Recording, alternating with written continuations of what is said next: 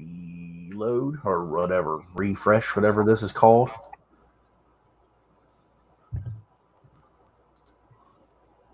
Load or whatever, refresh. There we go. There we go. Yeah. Well, howdy, everybody. There's an echo in the audio. We don't know where it's coming from. We're not fixing it. We're not changing it. If you don't like it, get the hell out. You're not a supporter. Sorry. This is raw. This is uncut. This is uncensored. That's how it is. And that's the bottom line. Because Stone Cold said so, not me. Anyhow, hey, all YouTube subscribers out there, how are you doing tonight? My name is Chris Farenstock. I'm that you call me to be named later. I think I did that pretty good. I think I did. You're getting there. You're getting there. You're getting there. I've been watching this guy's YouTube channel here recently, and when I watch, keep in mind, when I watch very quietly and not judgmental, just watching, maybe learning things from other people. Brian Beards and Banjos, I'm going to throw you out. Whether you have the hammer or not, I'm going to throw you out. Anyway, I've been watching this guy's YouTube channel quietly for a little while, and he has energy from the very beginning, whether he says the same thing over and over and over in the beginning, but it's, hey, all you YouTube subscribers out there, he's really into the video. He's really into getting your attention. He wants you to be there. Chris Farenstock from that company to be named later. Welcome to Opening the Door, your episode number 10. Pleasure to be here. Pleasure to be here.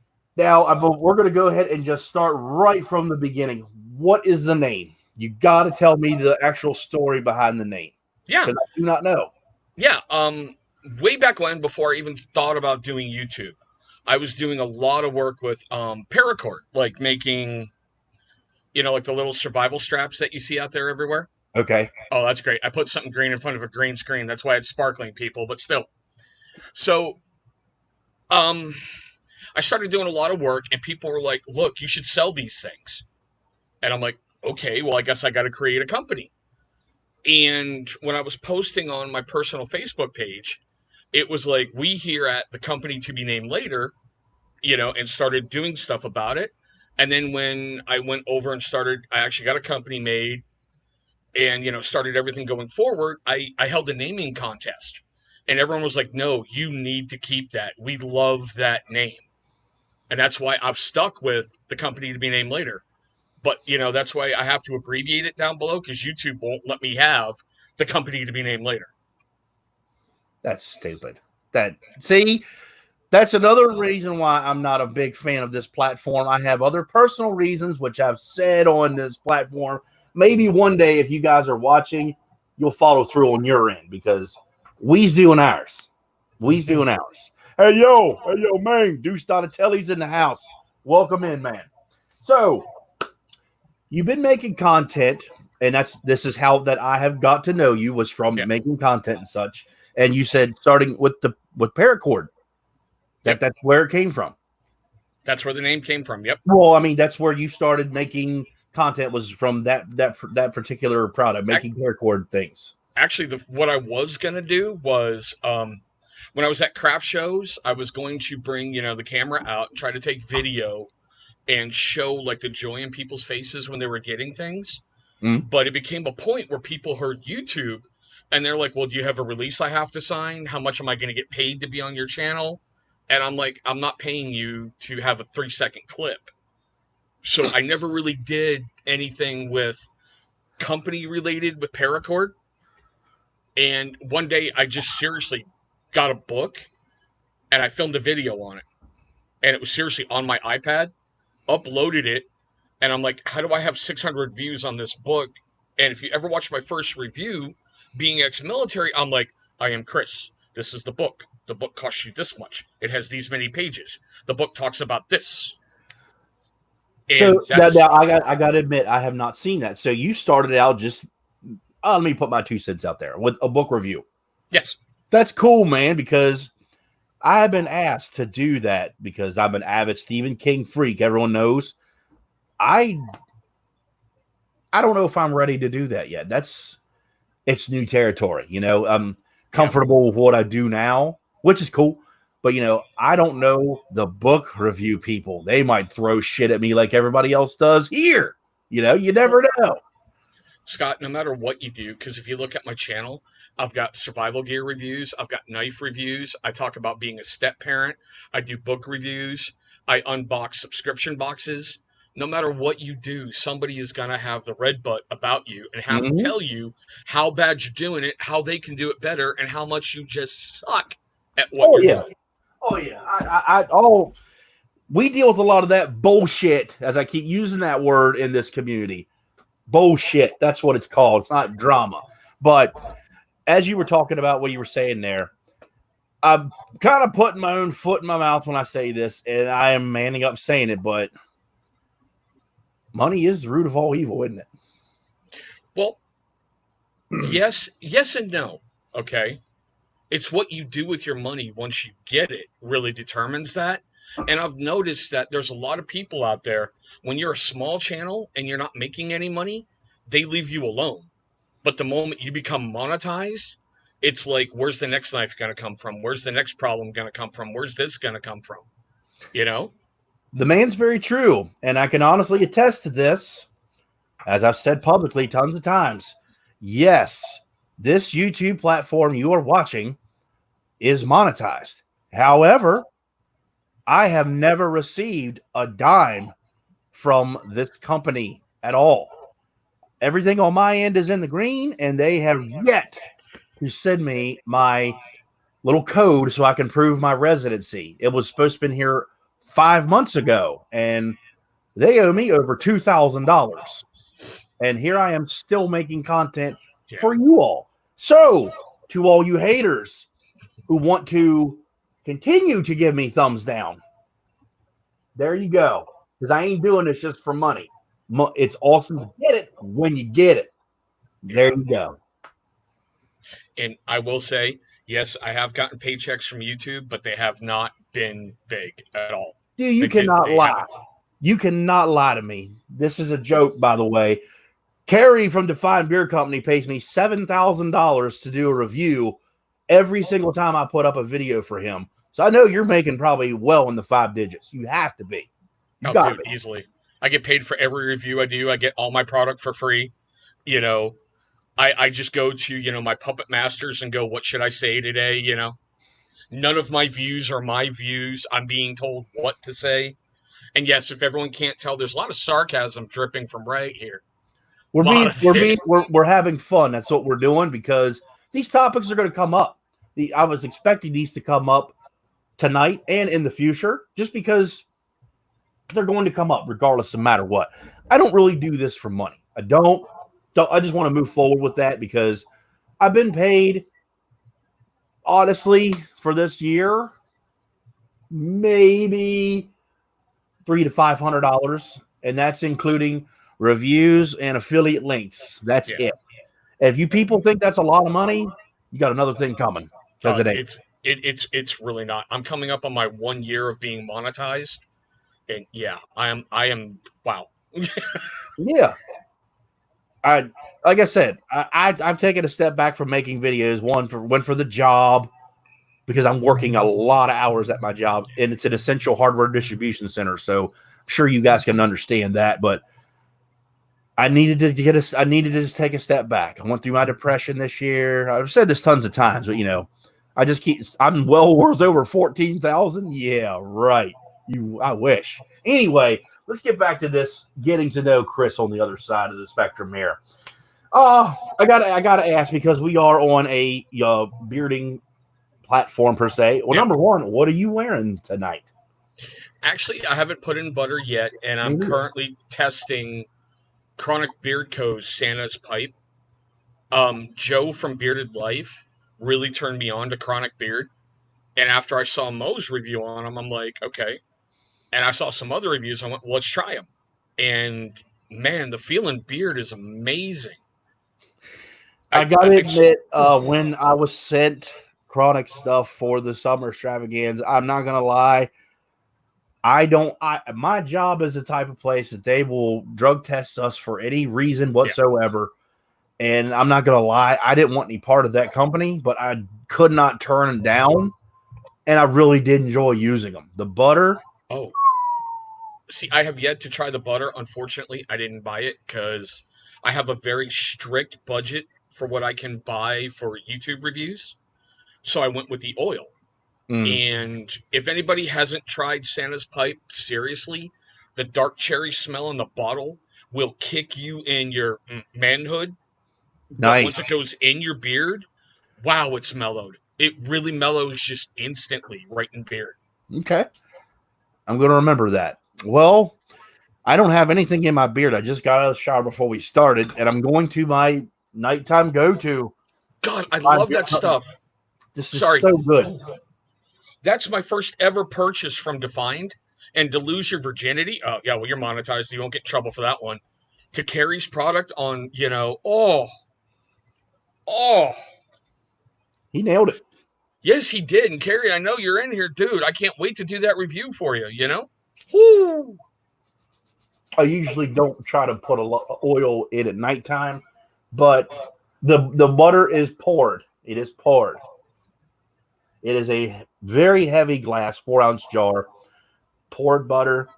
I know the secrets that Carrie does to make this butter how it is, and I've sworn to secrecy, so will never give those out. His butter is one of the best on the market. I'll tell you that right now. It's really good.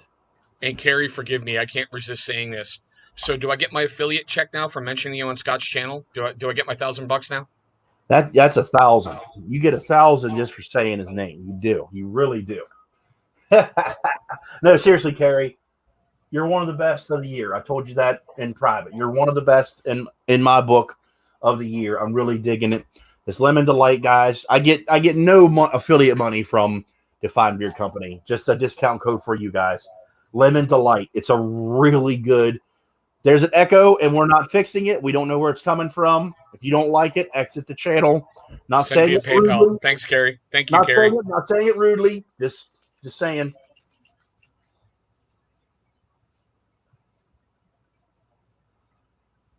Nice. There we go. That's that. Look at that. Without any tangle, no nothing. Good stuff. Okay, now, so we're talking about you using some chronic beard in your beard, and I got the Defined Beard Co. So, what made you grow the beard out? I gotta ask. I've had it in one form or another since 1995 when I got out of the Army. First, I just started with a goatee. And certain jobs I worked, I was never allowed to have a full beard. Okay. And finally, my better half, I finally have just an awesome one. I told her, I'm like, look, I just want to let it grow. And she's like, go ahead. And at one point, I actually did a video on this. I had to shave it for her because she threatened no more wife cardio unless I didn't shave the beard. So I'm like, okay. And looked at myself in the mirror the next morning. I started crying and I had to grow it back. But because that happened, I was able to make changes. I don't know if you remember from my earlier videos, I had a dead patch basically on my face, big white glowing thing. And I had to change my diet, change my intake. I started taking more biotin, and well, the dead patch is gone. It looks pretty killer to me. I got to tell you, it looks really good actually.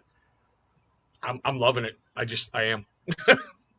I've been lazy, literally. Well, not only that, my barber is only cutting hair because up in PA it's like still up and down, and I've heard the talk that we gotta wear a mask just to walk outside now. So he can't do beards, and I am considering with Brian Beards and Banjos help online. I'm considering doing a beard trim with him, literally watching me right here, like in a StreamYard, because I'm thinking about it. Are we allowed to give a shameless plug on your channel? Sure. Dude, seriously, all you guys in the chat and anybody who's watching this later, if you're not subscribed to Brian over at Beards and Banjos, number one, I'm going to steal Mo's thing. Just slap yourself. Then number two, rectify that now and go subscribe to Brian.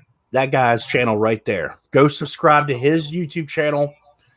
He gives beard advice. He's not made any of those videos for a while. He's bringing it back, whether he says he is or not. I'm going to make it happen. He's bringing it back. This guy, I'm trying to get him over 1,000 subscribers. He needs to be over 1,000 subscribers. We're doing a giveaway when he reaches it. He just doesn't know that I'm already working on it yet. So, yeah, that's what we're doing with his channel. This guy, you need to subscribe to his channel. Great content maker. I hate him because he has the biggest collection I've ever seen, but he's an awesome dude. This guy is one of the best channels in the bearding community. You need to go subscribe to his channel. He's a gamer. He does beard therapy on Wednesday nights now with Barbadoe Joe, and he's an awesome dude. He does head shaves. He's dyed his beard just to do reviews for you guys. That shows commitment. He has hands down the best name in the game, period. What's that? Johnny Grooms has the best name in the game, period.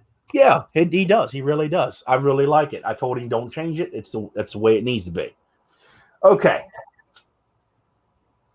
I hope you guys appreciate the shout outs. Go subscribe to Chris's channel as well. TCTBNL. He does paracord videos.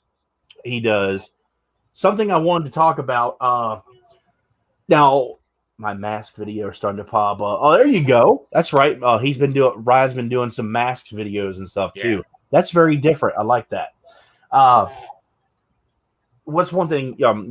I've watched a couple of your videos, and I don't have these. But you do step parenting like vlog videos, dude. Yeah. So you're married, and you have not married. Okay. Technically married. Technically, yeah. I've been with her about a decade, and I've been raising 2 kids that are not mine like they've been mine. And I've been blessed to have my first one ever with her. Okay. So we have 3 kids together. And I don't know if you guys know or have experienced that, but Chris obviously he's living it. Raising someone else's children from a different family and such, it's hard. It's very, very hard. It takes, and I'm not saying it any negativity, it takes a special person to accept someone else's child as your own, say it to them and to themselves, and man, and own it. I applaud you for that. And the fact that you're putting it out on video, your dailies, the struggles, the ups and downs. Yeah. A lot of people, this is what causes divorces because they hold it in and tell someone that they shouldn't be telling, and then they go and rat them out. Usually how it works. You're putting it all out there with your advice and everything. That's really fucking cool, man. I mean that. That's really cool. I hate saying it this way. Amber, my older daughter, I met her when she was 2 months old, and instantly we bonded. Seriously, instantly. It actually upset my better half because her own kid wanted a stranger more than she wanted her own mom. It's serious. Like, if they couldn't get Amber quiet, they'd put her by me. She'd just shut up, and we'd just hang out. But unfortunately, with my son, when I first met him, I didn't like him. The first thing I saw him do is punch my better half in the stomach and laugh about it. He drew back again to hit her, and I put him on the ground, and I'm like, "You don't ever!" And I had to step back and go, "Not my kid. I can't do this." But it was really weird that I didn't let him call me dad for almost 2 years because he had his biological dad. The person my better half just ended a relationship with was dad. I didn't want him thinking every single guy who was with mom was dad. Right. We moved to Skagit County, Washington to help out my better half's parents. So one day, Caden just, I call him the monkey in all of my videos. He walks into the room we're staying in, and he goes, "Chris, I have a question for you." And I'm like, "Well, okay, what is it, bud?" He goes, "Will you be my daddy?" Ain't gonna lie. You have the tears welling up. You got the feelings. You're just like, I'm like, out. Come back in 5 minutes. Out. So you can get composure and everything. He comes back in. I'm like, "Well, ask me again, bud." And he did. And I'm like, "Okay, I'll be your dad, but things are going to change right now. I'm no longer Chris. I am now dad." And we've developed a heck of a relationship. That's awesome. That's really cool because my wife, Mandy, we don't have any children together. And I am not embarrassed to man up to this or say this. My wife, I met on the internet. Literally, I made a big mistake with my little girl's mom and did something I shouldn't have done, and we split. And my coworker, who was a 60-some-year-old man, not making this up, said, "Dude, you've had a bad experiences with women. You should do the online dating thing." And I'd laugh my ass off at it. I was like, that is so retarded. Sorry if I offend anyone. Just that's me talking. That's just how I am. I was like, so stupid. And he's like, "I'll pay for it for a month." I'm like, "You knocked yourself out." Sure. So I did it. Who's the first person I met? Mandy. From Waynesboro, Pennsylvania. I lived in Martinsburg, West Virginia. Here we are, 4 years strong, and it's great.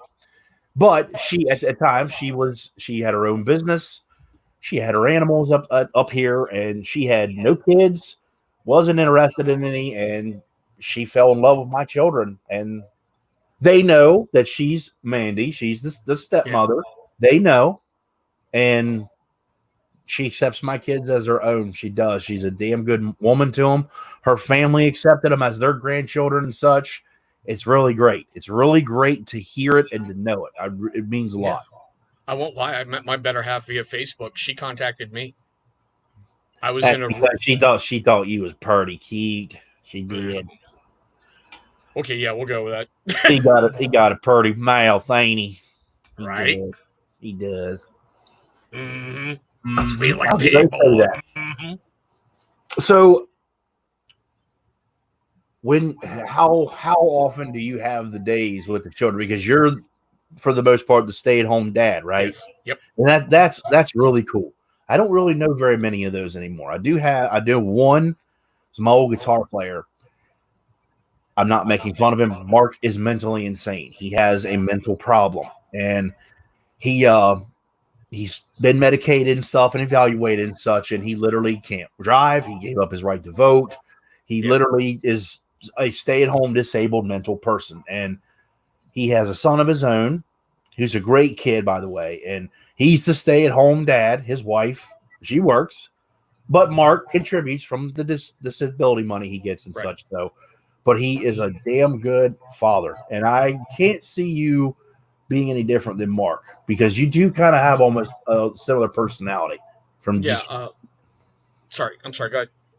I can tell just by how much I've talked and how I've watched you on your platforms and stuff. Yeah. Mark doesn't have a platform, but you two, I think you would get along real well. I really do. Yeah, like when we moved up here, I've only been in this area twice, and that's when I went to Canada to watch hockey games. I'm literally 5 minutes away from Vancouver, British Columbia.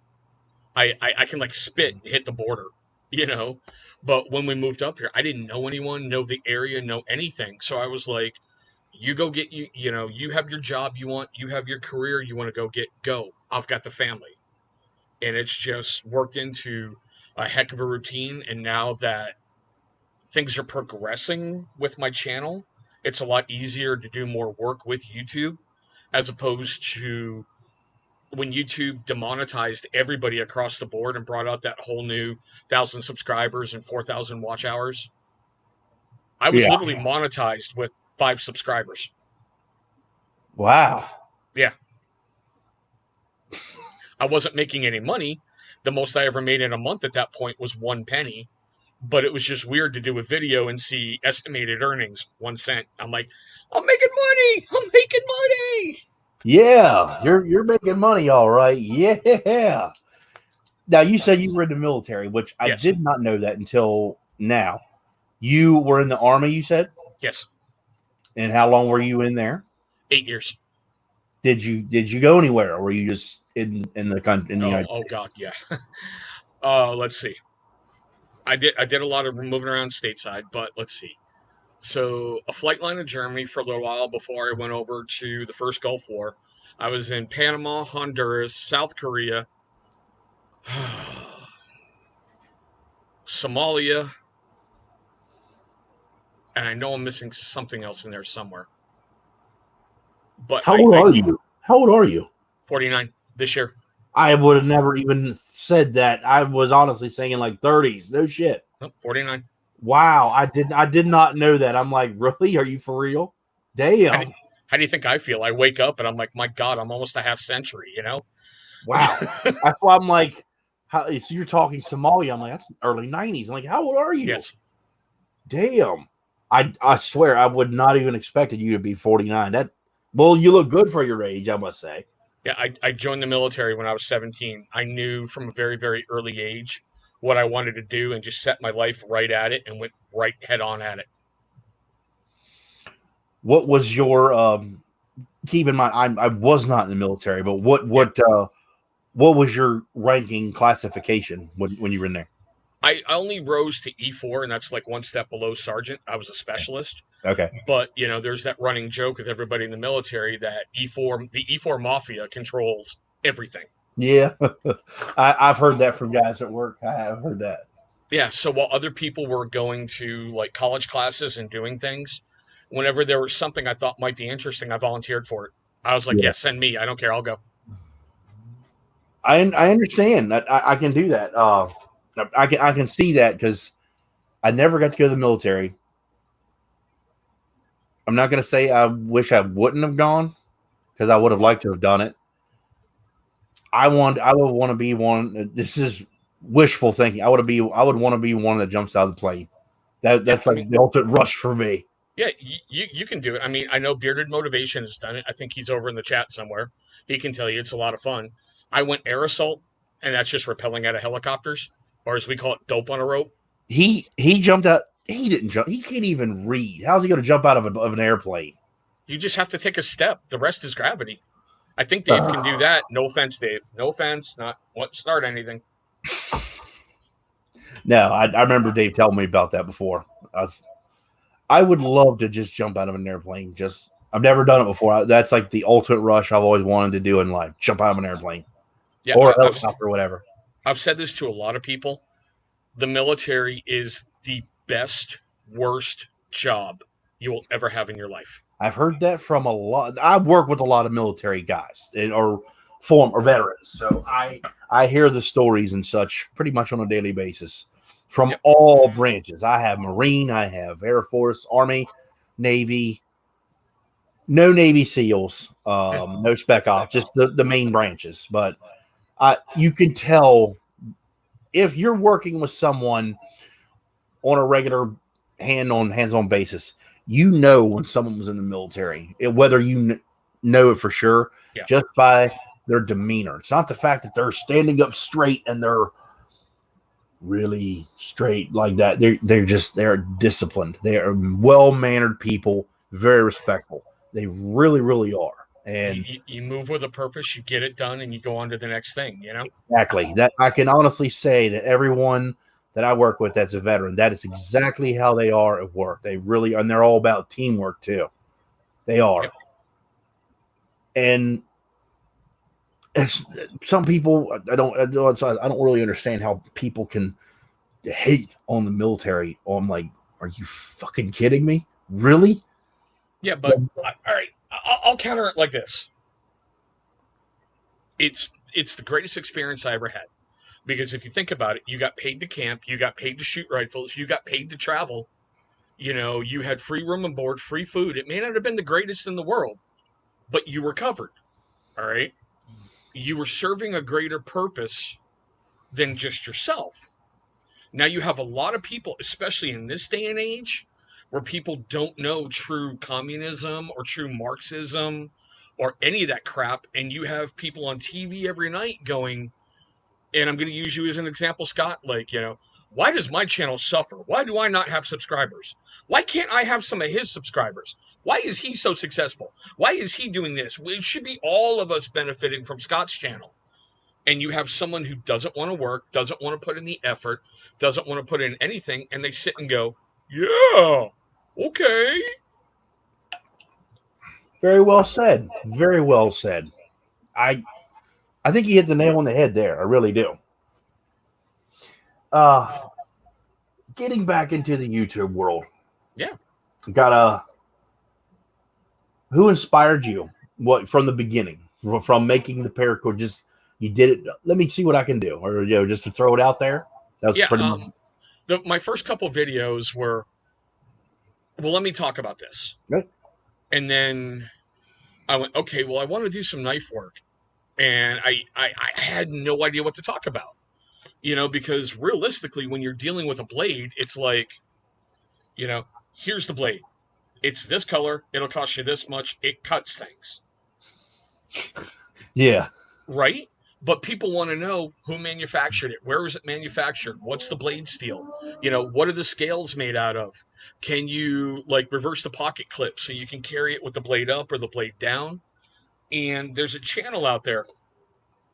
A lot of people make fun of him because he reviews everything, and it's universal survival tips. And I watched a lot of his stuff, and I went, okay, well, I can do that. I can take this aspect of what he's doing and put my twist on it. And that's why I break down, everything, run right down the specs, and do very simple cut tests. Because, well, I don't have a lot of money to take a blade out into the middle of the woods and destroy it to go, I paid $12 for this online. It's a bad blade. Really? You paid $12? And you expect to hit it with a concrete block into a piece of oak?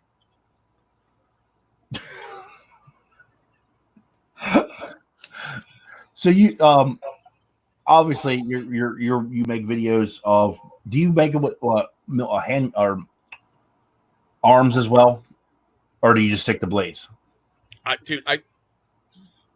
I've got firearms, but I don't bring them to YouTube because they are really, if you mention a firearm in a video, or you mention a firearm part, or you mention anything, YouTube strikes you immediately because guns are bad. People afraid of guns. We protect people. And YouTube goes after people like you would not believe with firearms. And that's why I don't mention them when I do my everyday carry videos. Because I do pack, because if you're going to mess with my family, you're going to have to kill me to get to them. See, I don't own a firearm. I've never had one. I've always wanted to get a handgun just in case. Yeah. But the funny thing is, I've shot rifles, tons of rifles. Never shot a handgun in my entire life. I wouldn't even know what to buy. I wouldn't. It's crazy. I wouldn't. Everybody likes different stuff, and I prefer Glock over Colt.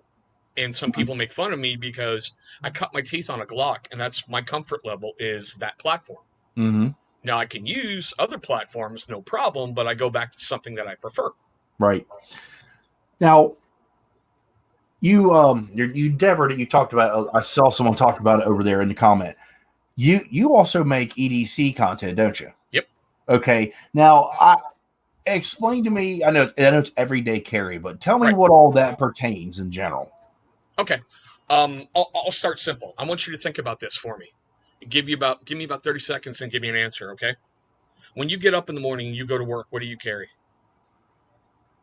Oh, badge, wallet, keys, cell phone, lunchbox, Yeti gallon thing. Because I don't. Right now, you just answered your everyday carry, what you carry all the time. See, I made a video a while back from a Javi on the Mic. He tagged me in it, and I kind of felt weird about doing it, but I did it because I was tagged to do it. And I really didn't understand the concept because I was like, I didn't know. I remember that video. I was like, in my head, I'm like, I don't even know. I'm just rambling. That's what I was doing. So I kind of felt stupid doing it. But I've seen your videos, and I've seen a lot of guys, they'll do the picture of what's in their pockets all the time. Mm-hmm. It says really no mandatory. It's just whatever you want to carry, I guess. Right. Okay. I hardly ever leave the house without a firearm. I hardly ever leave the house without at least 2 knives. I never leave without a flashlight because there's been positions where I've needed it and not even realized I had to have it. And I mean, I'm not talking like a big, huge mag light. I'm talking something really, really simple. Costs me $15. It runs off a AAA battery and gives me perfect illumination when I need it. Okay. It's just really simple things that you can carry to help you, in essence, get from point A to point B if there's a problem. That sounds like me when I used to tour and play shows. I had it all in my backpack. Everyone used to always make fun of me for stuff like that. whether I was singing or playing drums, I had a backpack, which was my everyday carry. Yeah. And mine was always pens and Sharpies and business cards, duct tape, because you always need duct tape to fix something, Right? and a pair of drumsticks, picks, a drum key, which I still carry on my key ring, just essentials and stuff. I'll always carry that. And then I always carried a little pocket knife, an orange, because that was an orange or a lemon. That was my secret for keeping my voice in the set list. Yeah, but I mean, everyone makes fun of me. I carry, it's called the Gerber armbar. It's got a couple little simple tools on there, and it's easy to carry for a multi-tool. I don't need a big one like a Leatherman with the pliers and everything, because I've never had to use pliers outside of my home on anything, whatever. My father-in-law carries a Leatherman all the time. He's gotten me a DeWalt one, which it's the same concept, of course, but I'm not going to carry that around in my pocket. I'm the type of guy, I shouldn't broadcast this on the internet, but fuck it. We don't lock our doors on the farm, but I will tell you one thing.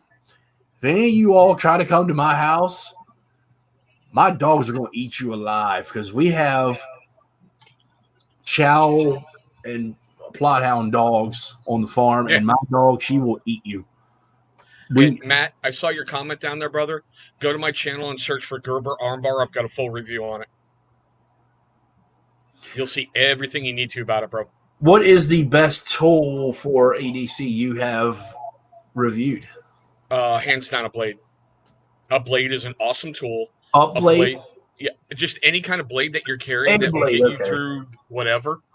Like, for me, hold on. I prefer Gerber because I spent a long time in Portland, Oregon. Yeah. So I always carry, something with me. Joshua, no, I've never used a blow dryer or a crucial bar. I'm starting to try to do that because I'm trying to expand out a little bit. So that's just literally you let it dry all out and leave it there. Yeah. Wow. That looks pretty damn good for that. I mean, my grooming routine isn't the greatest. I've got it's like a detangler brush that my better half uses. First I apply oil, comb it up, and then take either an oxhorn comb or like a sandalwood comb and just comb it straight down and leave it alone. That's all I've ever done. Damn. Looks pretty good and pretty straight. Looks not. It does. I'm kind of jealous because I would love mine to be that way instead of esting in the front. Is like over here I've got more gray. So depending on some nights when I hold my shows, I see it a lot. It looks like everything's kind of cattywampus to one side, and I'm like, no, it's kind of straight, but I got more gray. I'm waiting for the gray because I have it here. You can see it if I pull up close. I've got all kinds of grays here, maybe 2 or 3 here. I'm waiting for that salt and pepper beard. I want it. Yeah, I'm going bald up here, so I keep it pretty much shaved. So I have a bald spot back here. Like it's getting bigger, and I've been because I shaved my head just to see how well I could handle it. I did for that year or so. I just want to see how well I could embrace that. And it's going to come here eventually because Mandy likes me to have some hair. And as you can see, I don't style it or gel it down anymore. I just leave it alone. And I'm getting to the point where I'm like, it's coming. I'm going to start just letting it shade it off again. I'm probably saying in the next 10 years I'll be bald, and I'm fine with it. I'm turning 50. I'm like, I will say this because that is one thing for a man is when you are starting to go bald. Not everyone, but them when you see them. There's guys where you're like, they're just so proud. They'll do everything to hide it, and I'm like, dude, just shave it off. Let it go. Exactly. And Joe, I see your comment down there. I told you it was pretty cool when we had those little slate tablets with the hammers and the nail to do our homework. Jeez, this is great, bro. Joe's my brother, Scott. So he's got to get his shots in. Hey, he tagged me in that video with his nephew repeating my line. I was like, that's just cool. That was funny. we were talking about YouTube, and then you brought bearding to your channel. Yes. What started that? Honestly, I was running out of things to review. Seriously. I had a bunch of beard oils. What And I got was you into that? What got you into using beard oil? Like right I there.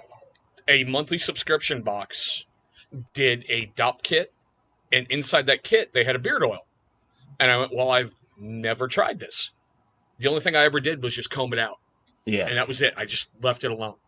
And yeah, it started to grow to a certain point, and you know how it gets when you have like no product in there and you're not taking care of it properly, and you want to rip it out. Yep. I would let it grow out for a while, then I'd shave it and start over. So I started using beard oil, and it came in that monthly subscription box. Matter of fact, I have to shoot a review on that one tomorrow. I mean, I had to go out and buy another bottle because someone keeps asking me, "What was your first? What was your first?" Matter of fact, hold on. Ow. Should have thought about that earlier. Sorry. It's from the company Battle Box, but they created a company called Grenade Soap Co. Oh, And I've heard of that. Okay. yeah, and they called it Tactical Beard Oil. Um, yeah. So it's a step above Cremo, and I'll kind of leave it like that. The one thing that really upset me, and I don't know if it's going to come through because of the glare, the ingredient list, they put the scientific name. So you had to go track that down what it is. And it's supposed to smell like root beer, but I get a heavy, heavy vanilla cookie smell out of it. It's now people might, you can call me out, say I'm wrong, whatever. To me, that almost says birch. It might be what I'm going for. But that was my first one ever, and that's what got me started down like beard products. And then from there, I went to like Duke Cannon, which I watched your video on that. I did. I did that one because it was a viewer request. Yeah. You know, I gave Dan C a lot of crap because when I had him live on my channel. And by the way, one of these days I'm going to get you live over on my channel and get you in the no lag zone. I'm in. I've been wanting to do that for a while. I'm in. And we talked about Duke Cannon. So Dan releases his video, so I had to send him a message going, "You bastard. Now you're cutting on my views. What are you doing?" That's awesome. that not to say anything negative. That happens. You know, you're not just, we're going to continue what we're talking about, but it happens because I've seen comments from people. These guys are reviewing the same thing over and over again. This is how it works, people. A company will have their select few people or a group of reviewers that they know, I want them to try this. They literally take all their whole big batch and send it all out to 20, 50 people, whoever it may be.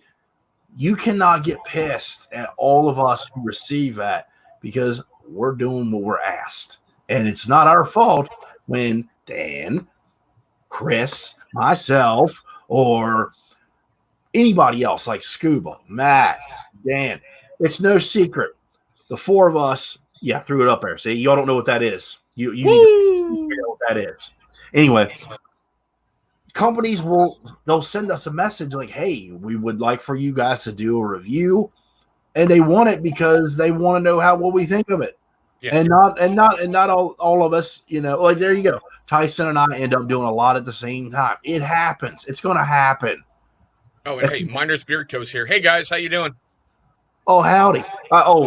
To any company or any new person watching this Thursday night interview session we have, don't take this the wrong way. I try not to read all the comments to the side because I'm really wanting to get into knowing the person that I'm interviewing and such. And if you see the hammers, the blue hammers on the people there, and we got Tyson, we got Johnny Grooms, we got Beards and Banjos, we got Bearded Joey Hookem, and I know I'm missing another person. Oh, Mo, the Bearded Shark.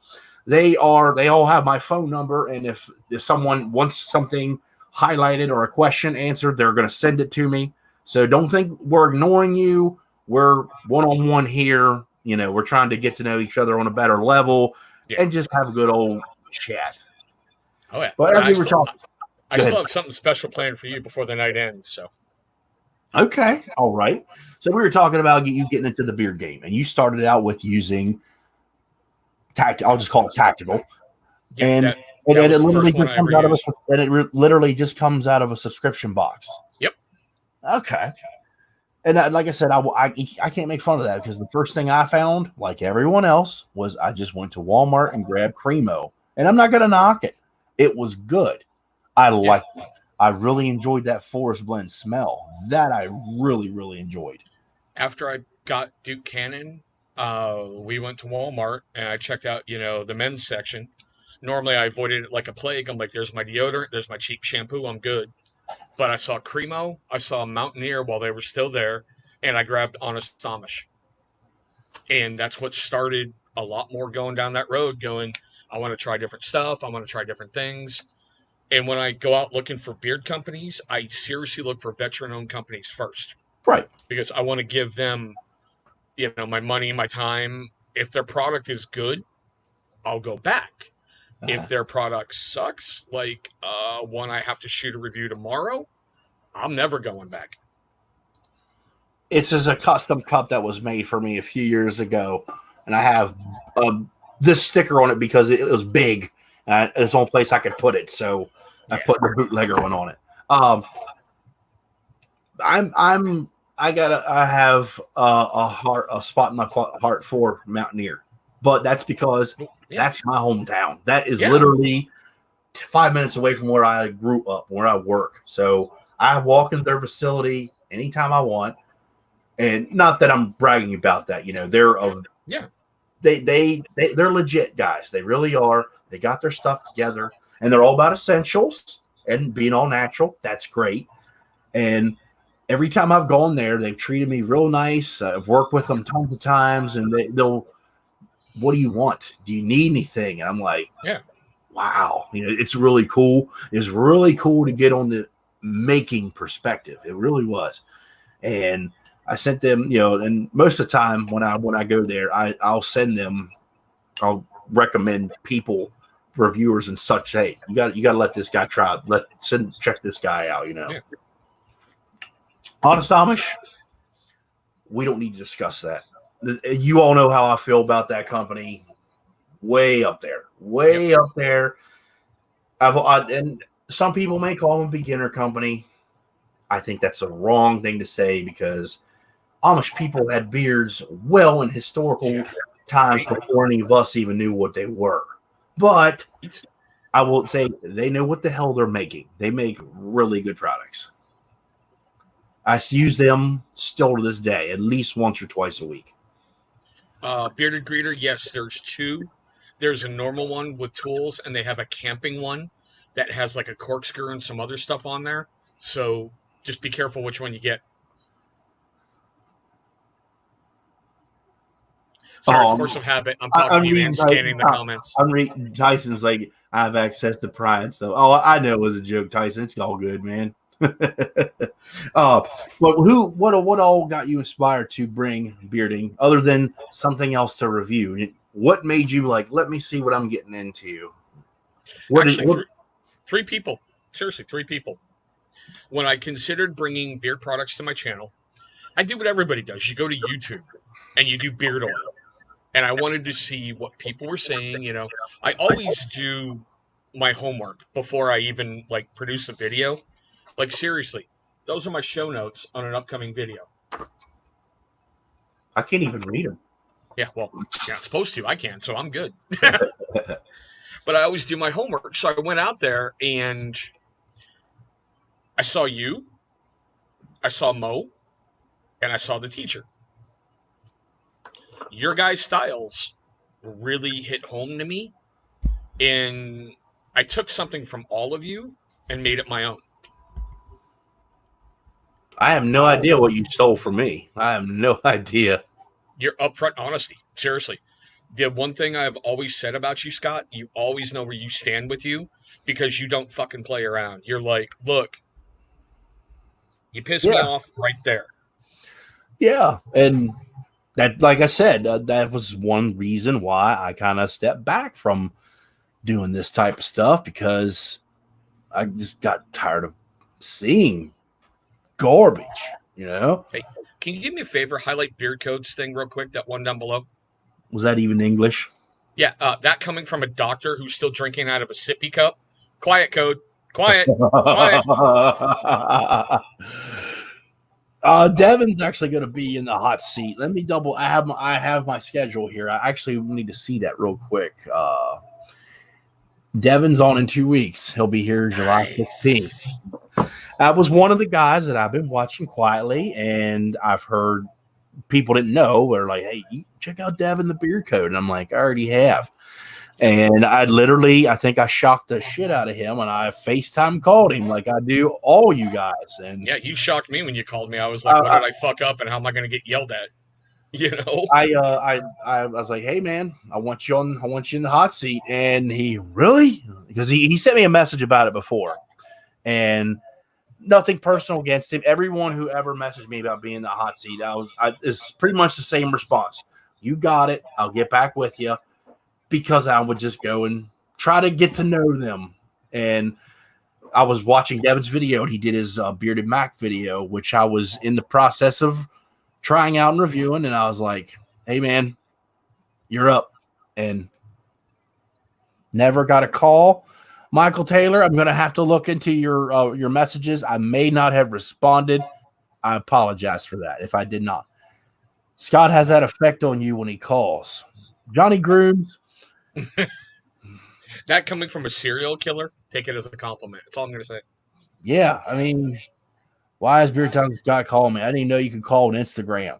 Hey, it's called technology, people. Use your vowels. Technology. That's what it is. But we're talking about you making bearding videos. Do you find it being boring from time to time? Or do you still, I'm digging it, you know? I love it, but the part that kills me is I treat all my videos like this is the first one of mine you have ever watched. And that's why I want to keep that energy level up, and that's why I want to come in fast. And you know, it's weird. It's like the moment I hit record on that camera, it's kind of like this feeling takes over, and you just got to get right in show mode. But when I've reviewed a company like, I don't know, Johnny Slicks or Chesapeake or like Fable that I reviewed a bunch of, in my mind, I'm like, fuck, just get through this, get through the opening, get through this. Because I try to really I like giving background information about the company, because you never know what somebody is going to go, hey, I want to buy because of that. But when you've reviewed one company 22 times, you're like, and you know, they were founded on this day, and yeah, the owner's this, and yeah, they're made here, and yeah, they try. And I there's times I got to force myself to get through that, and I seriously try to do all my videos in one take. I hate going back and, you know, doing things over. It's me. I want to get it nailed first time, move on. Mike B, to answer your question, Chris, you first. Did you have a favorite beer company for last year? Yeah, actually I did, and that'd be Johnny Slicks. Johnny Slicks. That's a company I haven't tried. Because of the relationship I built with Johnny and everything else. Okay. I saw it as my huge success as a YouTuber. Okay, that's cool. I've never tried this company. I know last year there was a bunch of chaos that was probably ridiculous. And I remember that there was a video that come out and everybody was running their mouth, and I decided to stay out of that one. I did. I was like, no. I made a couple, like a comment or something, and that was about it. I was like, no, this isn't worth it. This is stupid. I don't even remember what it was even about. Small batch is a gimmick. Small batch, you shouldn't be a company or something like that. No, small batch is a marketing gimmick, and that's what it was. Oh. Can you pull Tyson's comment up? What do you think of Kappa? I'll be honest with you, Tyson. It really hurt my channel in a lot of ways, because I loved having my kids in my videos and having them do a sniff test, and they really truly love being part of my beard videos. But I didn't want to have everything pulled out from underneath me, because Brianna, my daughter, as she likes to go by the cuteness factor, held up a bag and went, buy, or smells good. And I get why it's there to protect kids, because there's a lot of channels who do a lot of dirty crap trying to get money rolling in. And yeah, I get it, but it hurt me, but I was able to move past it and keep my channel rolling. Yeah. We were talking about answering the question. My company for 2019 was Damn Yankee Beer Company. And they're Hound Bar, in my opinion, people. You know, like it's like we all have our favorites. We all know our go-tos. Everyone is not going to agree. Yeah. Beating the dead horse. But Damn Yankee took the cake for me last year. They did. This year, I'm not telling anybody anything. I'm not. You're gonna wait. You'll see. Wait till December. That's all I can tell you. Well, I mean, I've said it before, and I won't lie. I have 3 go-to companies. I'm getting used to a new web camera up here that's enabling me to use the green screen. So forgive me, guys. You know, I'm so used to the one that came with the laptop. I know where to look and everything, but I've got 3 what I call 2 my go-to companies. And no offense, Scott, Chesapeake, Johnny Slicks, and Ruddy Man. Ruddy Man is great. Ruddy Man makes really good stuff. I liked working with Jimmy. He's a great guy. I can't really say anything bad about his products at all. I really enjoyed his freaking wash. That was like a liquid pine tar soap, man. It was so freaking good. Yeah, I really enjoyed that. I can't use it anymore. It Really? lit me up like a Christmas tree. Oh wow. Well, and then every person's different. That goes to show you. I loved it. It kind of messed you up. Oh, I love the smell of it. Yeah. I love how it worked in beard, but it reminded me of something I got from Damn Yankee that I didn't review because I didn't want to seem like I was being negative. The one he had last year for his fall scent, the one with like the cranberry on the front, I can't remember which one it was, but man, he loved it. Okay, I got that in co-wash, and that was the first time ever. So I'm rubbing it in, and I'm like, what? I came out of the shower, and my whole face was like a lobster red. I'm like, oh, damn. Yeah, that one was not that I'm saying it was made to harm people. That had cinnamon in it, and sometimes cinnamon doesn't work with people. 80% of the world's population can't have it applied topically. Yeah, it's very true. It is. I can honestly say I liked it. I really liked it. It's still one of my favorites, but that cinnamon, it is kind of strong, and that's coming from a guy for the most part has sensitive skin. So I'm not saying that product is bad. Just for me, it is kind of like it's a hot spicy type thing. And Brian, I agree with you, but that was kind of in the beginning of like my bearding review stuff. Yeah. And I really didn't want to say anything negative about any company because I didn't. At that point, I didn't know how to put a negative comment with a positive spin on it. Mm-hmm. So I just didn't shoot the video. Thank you, Joey Hookham. I was waiting for you to say that. That beach house is absolutely killer. I like that one a lot. Might as well let the spoil the beans. Here in a couple weeks, I'm going to be releasing a Damn Yankee product. Sweet. I'm going to be doing a live unboxing when I get it. It's supposed to be. I talked to Pete about it today. If you've seen some of his pictures on Instagram, it's in there. I won't tell you anything more, but the product is in there, and I've used it. I've used it. I've actually gotten a couple testers. I just don't have the finished product. It's a new product. It's going to be good, but this is one that it's not a necessity. You got to have it or whatever, but I like the fact he's adding it into his collection. I'm like, okay, nice. That's good. Nice. He's got that coming, and I have some testers for the fall coming as well. Something else. Oh, I can't give that one away. This is a scent that we were talking about it, and I don't even want to tell it until I smell it. It's when you hear it, I'll tell you privately. You'll be like, damn, that just sounds killer. And it's only 2 things. That's all I'm gonna say. So here, be on the lookout for a Damn Yankee release here in the future. Back to this guy being in the YouTube world. How do you deal with the negativity that's going around? Do you mean on my videos, or are we talking about in the beard community right now? All the way around. After I did a review on Omarosa's book, where she attacked the president a while ago, Mhm. that was my first viral video.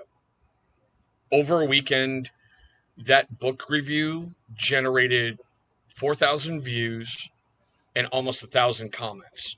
And I've never been called a racist so many ways in my life. I brought up the points in the book where I disagreed with her on. I never once picked on her because of like her skin color or anything like that. And after getting through that weekend, I don't even care. I'm like, if you're going to leave me a comment on my video, thank you. It's a view, it's an interaction, and I got your watch time. Thank you for letting me live rent free in your head. Thank you. You know, like when I get thumbs downs on videos now, I don't care. Let's see how many we got right now. Let's see. Oh wow! I was so expecting to have at least 3. That's great. I love how some of you guys who don't want to be an adult and say why you gave a thumbs down, but you still do it. Like on my last video where I got your attention, I really got your attention, and Yeah. you watched my video, but you still thumbs down it. Exactly what he just said. Bam. That's all I'm saying. Before I even did a live stream a little bit ago, I had 5 thumbs downs. I'm like, it's scheduled to be seen in 4 hours, Yeah. and I have 5 thumbs down. Thank you for coming to my channel and giving me a thumbs down. I appreciate everybody who doesn't like me. You know? I found it to be funny. I find that to be funny how in this community, I found myself that I had to disable comments from one of my videos from a long time ago just because people couldn't accept the fact that my opinion literally was what it did to me of Billy jealousy stuff, how it set my face on fire. I've never tried them, but I've heard about that company. People, Dan C even attested to it himself and said it fucked him up a little bit. He didn't say that, but you know. Yeah. In the Dan way, I didn't like it. Yeah, it did some bad things for him as well. And the comments people are saying that I needed to lose weight. That was the reason why that shit didn't work for me. I'm like, are you fucking dumb? Wow. Yeah. So I disabled it, and I said, Billy jealousy, do not watch it. They asked me to remove the video. I said, no, you sent me the product to review. That's what you get. So there you go. But I mean, like you were saying, like with the beard community, I've owned my problem and I'm working to correct myself. Like, okay, we had that live stream where all of us are drinking and we aired our feelings about a different YouTuber. Should it have happened? Well, we were drinking. We got out what we had to say and we moved past it. Now, it happens in any family, in any community. You're going to have people who disagree. You're going to have people who have problems. You're going to have people who fight. Like, I've been thinking how I was going to say this on your show if it came up, and I'm just going to get right in front of it. Yes, I released my video on Dave because one of his videos was my breakpoint. And I aired my stuff out there, and I left it alone. I wanted everybody to see it, so it was right out there in public. I get where some people are mad at me because I didn't contact him first and go, I have a problem with you. And I'll admit it, I sent Dave an email, and I went, well, after you bitched me out, and after I talked to a couple other people, you're right, I should have done this. But it doesn't change my feelings of what was in that video. Dave's going to do what he wants to do for his channel, and Dave can do that. Just like Scott is going to do what he wants for his channel, and he can do it. Honestly, do you remember that night you bitched me out about a comb? Yeah. I remember that. I do. And here I am on your channel, and we're talking. And we're having a great conversation. Funny thing is I didn't know that you were literally interested in the comb, and I'm like, in my head, I'm like, I feel bad saying that, but I'm like, God, this guy's not paying attention or something. But you really wanted to know what that comb was. Yeah, because I thought it was cool as crap. In case you all don't know, here it is. Yeah, I had to go out and get a different one. But still, I thought it was cool as crap because at that point I didn't have anything with ox horns. Right. And I'll be honest, like during that chat, every time I asked you, it looked like you were about to answer, and then all of a sudden the chat would explode, and you had to move past it. Yeah. So I figured at a dull moment, let me ask you again. But I mean, look what's going on right now. We're having this conversation. You know, when you're doing live streams and such, it doesn't matter how many are watching or whatever. It does get difficult from time to time because you got to watch. You know, it's hard to get like this. Literally, I'm watching comments, but I'm trying to get keep eye contact and attention with you. Luckily, I do have 5 guys who help me out if needed and such, and that's why I chose those guys. And do I need them? No, but I trust all 5 of them with my channel enough to do that. So sorry, I'm going to answer this as I'm talking to you. Go ahead. You go right ahead. I'm reading the comments real quick. Okay, Mike B, thank you for tuning in. Appreciate that, man. Thank you, sir. Oh, congratulations to Eric Wilkie Rants for winning the Christmas in July today, because Mandy picked him because she's like, he's a Wookiee. So that's why she picked him. Yeah, and I mean, I hope everybody in this chat knows I have no hatred of Dave, and I'm saying this publicly. I don't. I've liked Dave. I still like him. I just don't agree with where he's going, so I'm just choosing not to watch his content. And that's how it is. That's simple. I think he needs a haircut. That's just me. He needs a haircut, and I'll think of something stupid to say in a little bit. Yeah. I'm not. I've told him, you know, a lot of people think he's like the bad guy. No, he's not. No, he's not. Is he doing this to make views and such? No, he's doing it because he can, and that's how he feels. That's how he feels. That's pretty much it. Like, honestly, you all like what I'm doing. If you do, you're here. If you don't, you don't. You know. Yeah, and I mean, it's what content makers do. It's not necessarily the best content per se, but someone's going to do it. You know, and this is the only way I can put it, and I'm not trying to enrage the anger monkeys out there. Yeah. And, you know, I know that people will watch this later and someone's got to try to spin my words. If it's something like, I don't know, and I'm going to use this as an example, like Chesapeake Beard Co. is grinding up puppy dogs and using child labor to produce their ultra. Spill it. Get it out there. Break the story. Go run with it. But something that happened like 5 years ago, I don't think that needs to be brought out right now and make it look like it's breaking news. I mean, and I'm saying this honestly, if you had approached me a week and a half after you bitched me out about a comb, I'd have been like, screw you, I'm not coming on your channel. You know, you just, what's wrong with you? Yep. But, right. You know, time passed, things heal, things are good. He's going to make his content. Good for you, Dave. If you've got something great, break it. I'm not who I was a short 18 days ago. No, wait. Tuesday was 17 days ago. So, I'm still here. I'm still making videos when I feel like it, you know. Here's how it is. Here's how I see it. Dave has the balls to call them out. I told him, and I've said this in all my videos that I've referenced Dave. I told him, you do what is right for Dave. Be prepared for the negativity because it's going to hit you. You do what thou will. And he has. Good for you. Good for you, Dave. You've gotten more views than I have in the past 6 weeks than I probably have this entire year. It doesn't bother me one bit. Keep doing what you're doing. Yeah, and that's part of the fun of YouTube.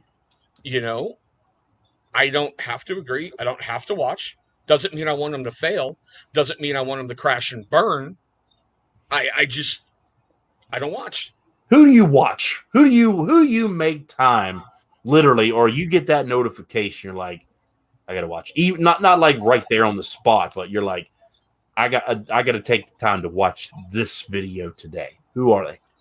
In the beard community, it'd be Dancy, it'd be you, and it would be Mo the Bearded Shark.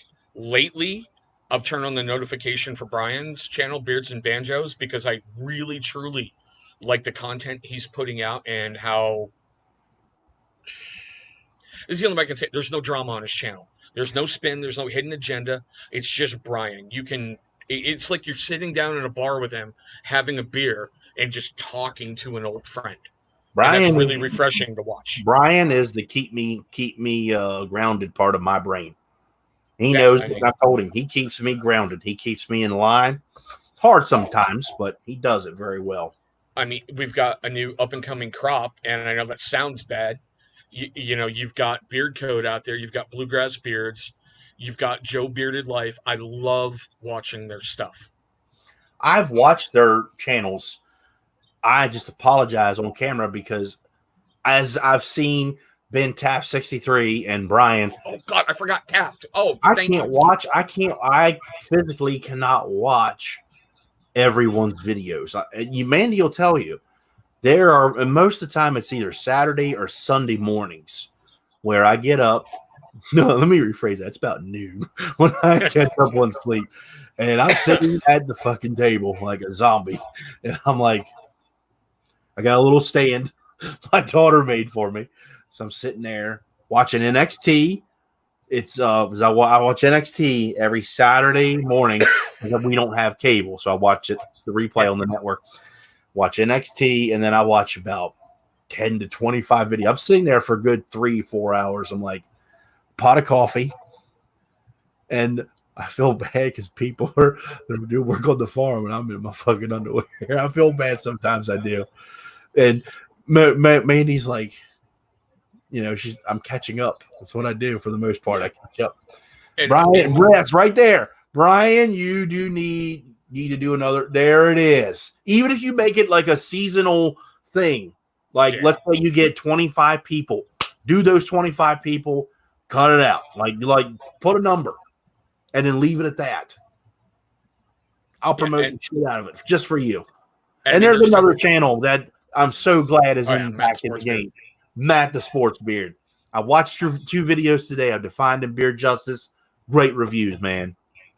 Yeah, there's times like, sorry, go ahead, Scott. Sorry. This guy here, I'm calling him a newbie still just because I can. He's a newbie and he's doing a good job, and I'm liking what he's doing. I love Code. Code is awesome. And I mean, he put his girlfriend in there. Oh, dude, yeah, we call her New Code. That was awesome. New Code is awesome. We've totally forgot about old Code. We want more New Code.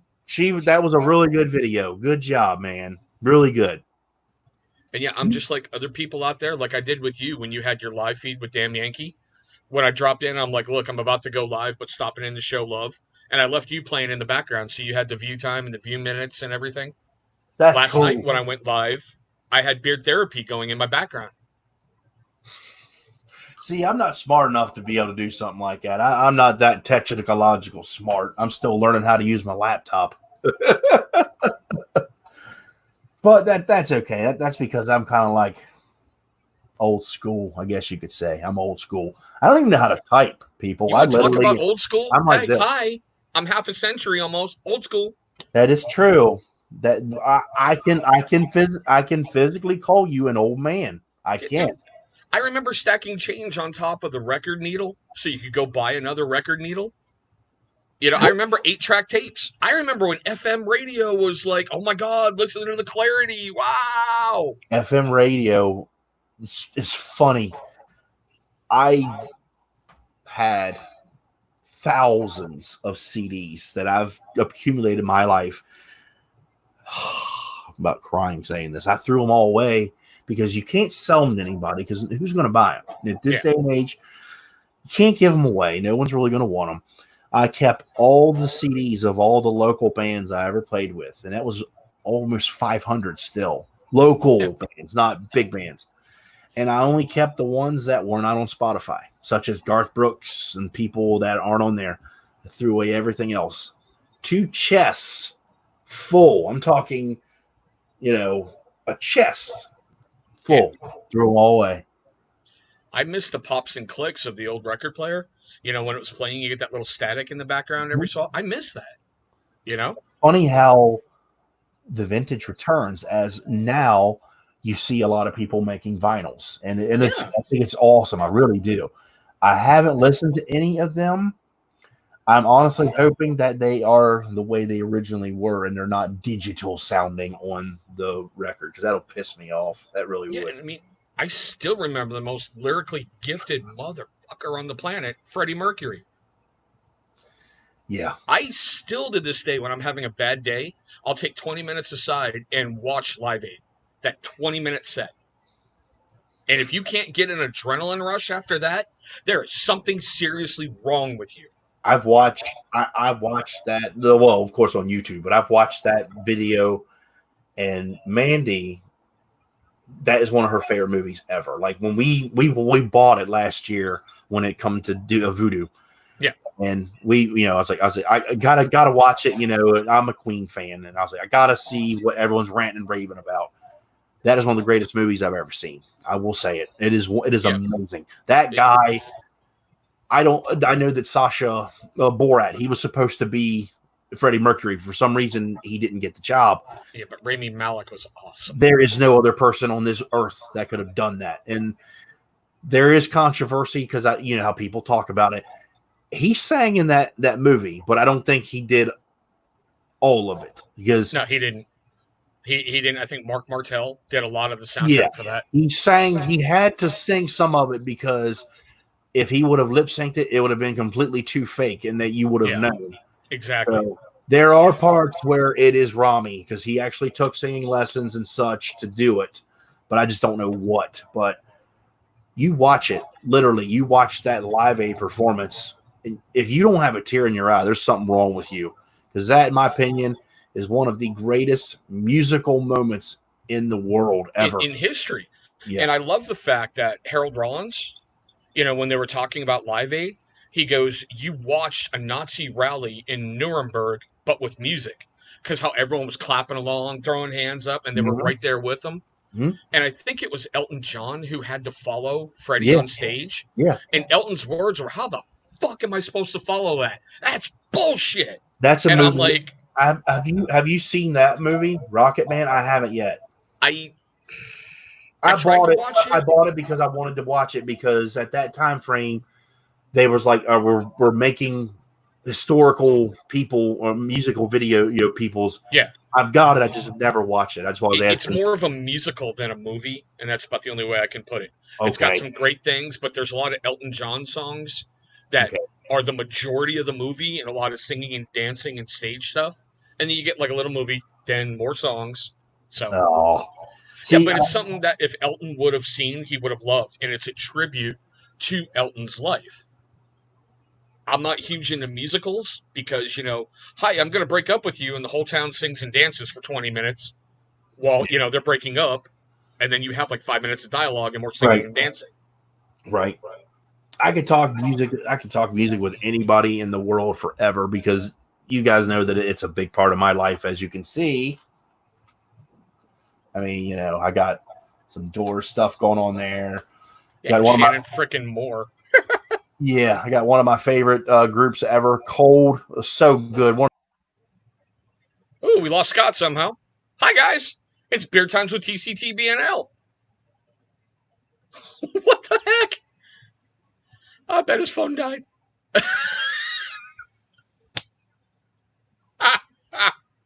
No, I'm back. I'm back. No, my finger hit the mouse. Nice. No, I was moving my camera, or my camera, and I had tapped, just barely grazed the mouse. I'm back. Sorry about that, guys. But as I was saying, I'm a big music fan. But there's one thing that you and I have in common, which we have not discussed yet, and I've just been waiting on it, because I think it's a big thing for me and you. I could tell when we first started getting to know each other. Oh wow, we still don't have a thumbs down. Awesome. Hold on, let me rectify that. No. Please do. No, it's no secret. I'm a big wrestling fan, and I know you are too. I think we both watched it as long as each other has, I think, if I'm not mistaken. Now, seeing how you're bringing it up, I'm going to switch the screen behind me. So, guys, my camera may go blank for a moment, but I will be right back. Because this is for you, Scott. I know he's a little worried, guys, but don't worry. No, I'm cracking my neck. Hey, that's me. Check it out. The shirt and everything. That's right. And you guys wonder why I call him Kevin Owens? Take a look. They're twinning. Well, if I take my glasses off and I had like the faux hawk thing going, because his hair is longer than mine, I probably could pull that off. I probably could. And my right arm is like heavily tattooed like his too. Yeah, and guys, remember, I have the only official Beard Times with Scott action figure right here. That's funny. We're talking about him. No, seriously, I think he's amazing. I don't know. I don't know why people don't like him. He's so good at what he does. He took a little bit to grow on me. I didn't like when they paired him up with Sami Zayn because I just thought Sami was ruining, his career. He's a powerhouse, He's a powerhouse, but they have indie history. They literally traveled together and such, and it wasn't like they came together, but it was like Sami Zayn was El Generico. He didn't have literally like an identity until he came to NXT, and he's Sami Zayn now. And it was kind of like, okay, we have to start this all over again, and they did. I thought it was really good how they did their story in NXT. I'm diehard NXT forever, always will be. I don't know why I flocked to that. It's really grown on me, and at first I was like, okay, it's Triple H's pet project, whatever. Mm-hmm. But after watching the stories develop and the characters develop and the passion behind the fans, like I told you, it reminds me of ECW.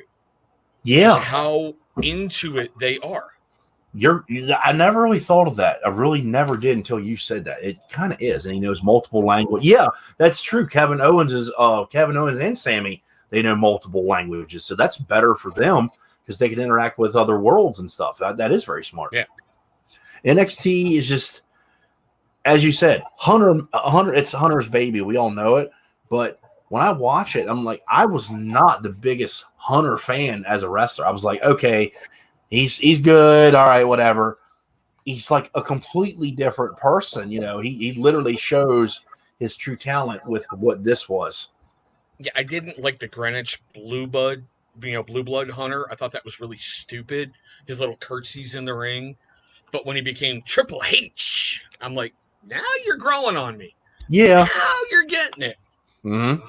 I really think though he was a character. They brought him in, tried to find a spot for him, and he did his time. And then they're like, all right, it's time for you to step up. And they're like, he also paid a hell of a price for the Click. One hell of a price. He was the guy who did all the slop matches and crap. They made him eat shit for real. He did. Yeah, but after the Madison Square Garden incident, where they couldn't punish Razor, they couldn't punish Diesel, you can't touch Shawn Michaels, the face of the company. Oh, hey, Hunter, why don't you just go away for about a year? We'll deal with you in a little while. Yeah, they made him. He ate crow for quite a while for that, and the man lived up to it. He did. Oh yeah. That was that. I remember hearing about it because it wasn't broadcasted. It was like a secret hidden gem. They didn't want it to leak out. Yeah, it was a house event that before camera phones were really huge and social media was so rampant. It's like when you talked about the Japanese death matches and everyone's like, "Oh, I got a tape. Let me see it." Well, my cousin has it. Yeah, that's when that happened. They kept it as secret as they could, and like I don't think stuff like that would happen anymore because there are too many cell phones and stuff like that. You can't really hide that stuff anymore. You really can't. And not only that, they didn't know that was going to happen. They had no idea that the four of them had that planned. Nobody knew. Everybody nowadays wants to break the next big scoop.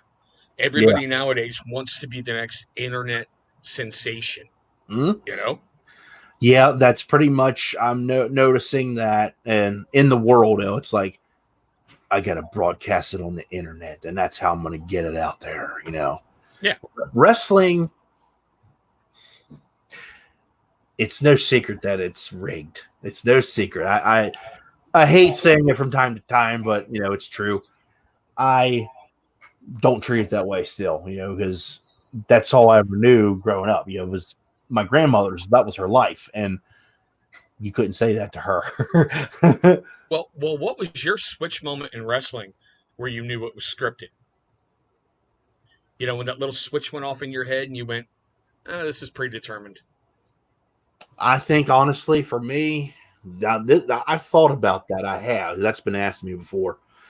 I think for me is when I did believe that Hogan picked up Andre. And the funny thing is, you're never going to know if that actually happened. The world's never going to know. Right. But Andre helped. Literally, he had to agree to that. So you're never really going to know if that actually happened. But I still love that phrase with Andre. And they were talking about that match in the Superdome or whatever. Silverdome. Okay. And they were like, they never knew if Hogan was actually going to win, even though he was supposed to, until Andre let him win. Yeah. People don't understand. That is the most respected wrestler probably you're ever going to see is Andre the Giant. Not for that reason, just for the fact of what that man did for wrestling in general. He's the first Hall of Famer they ever made. He was the first.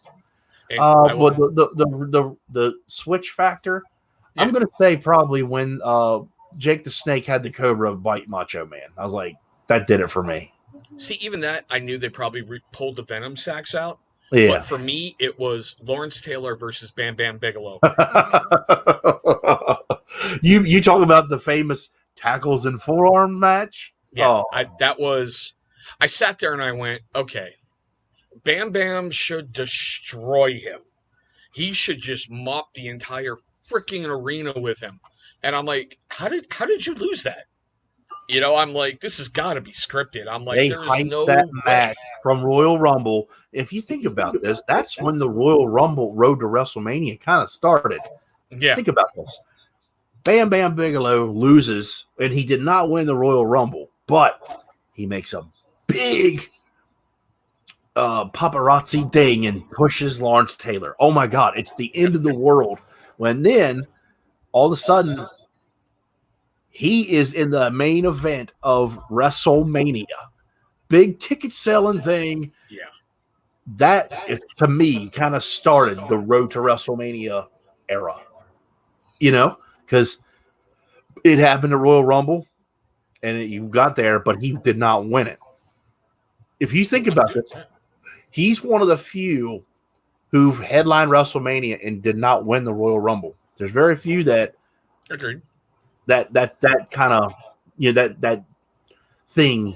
Now it's you're in the Royal. You're the headliner for the most part. Yeah. Drew won it this year. He was the last match. So that's what I'm saying. Bam Bam, I think, was one of the first that was like that. Yeah, I mean, but there used to be spots where you knew who they were going to push, like with the King of the Ring. Like that's where Stone Cold was born, the King of the Ring. That's one of the greatest moments in wrestling history. Just that interview against Jake the Snake at the very end, and you've just got everyone like. And I remember because said that. He actually legitimately got his lip tore out or whatever, and he had to go to the hospital. And the first thing what did Jake say while I was gone? And he just right there that he put that saying right, he on the spot. I was like, oh my gosh, this is so great. Yeah, but there's also like really other funny moments. I caught an interview with Mick Foley here recently, and everyone always asks him about the Hell in a Cell. Yeah, and it's been beaten to death. Okay, there's nothing new you're going to find out about it, but we just did, and it's really funny because somebody asked him. They were like, "So after you went through the cage into the ring, what's the first thing you remember?" And he literally said, how did those sneakers get here? Because Terry Funk running down to check on him. Yeah. And when you see Terry Funk talking to The Undertaker went, see if he's alive. So Terry goes over, and you see Terry touch Mick's face. Just, hey, are you there? Are you there? And Mick was like, he was checking to see if I had a pulse because he thought I was dead.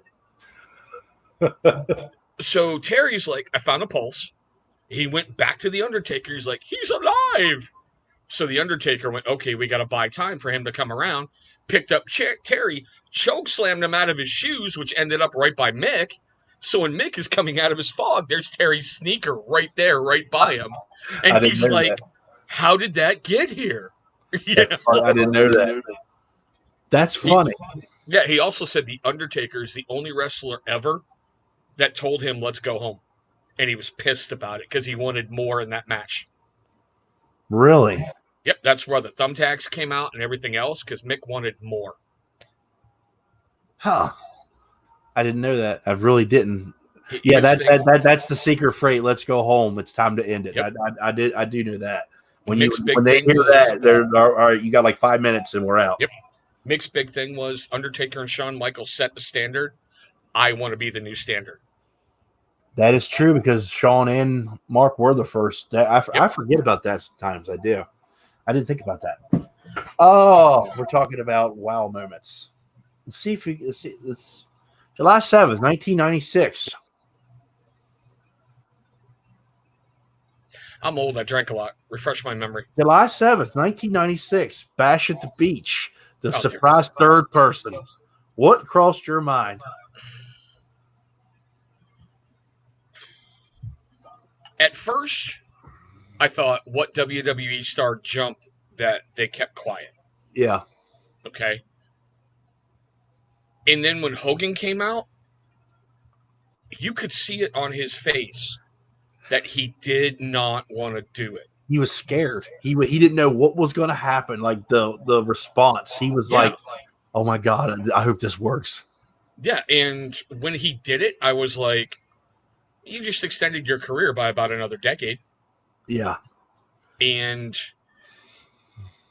God, how can I put it? Bischoff had lightning in a bottle with the NWO, but he let certain people get really, really dumb with it. Yep. Like when Hogan was dead drunk on air live when they accepted the Giant into the NWO. Yeah. And Hogan kept talking over him and pushing him out of the way and trying to be, hey, we're right here in the NWO, brother. And you could see the Giant just boiling over. And I'm like, that's not going to last too much longer. Yeah, it kind of got ruined. And then not only that, they put everything was the NWO. It was the big ordeal. It was, they put Dusty Rhodes in the NWO. What's that? They had the A team and they had the B team. And then you had NWO Wolfpack against, the hangers on. And I'm like, yeah, they put Dusty Rhodes in the NWO. I was like, oh my gosh, that was so stupid. That NWO pay-per-view sold out? Come on. The first ever Mrs. NWO was a grandma? Yeah, that was so bad. You're at Sturgis. Yeah.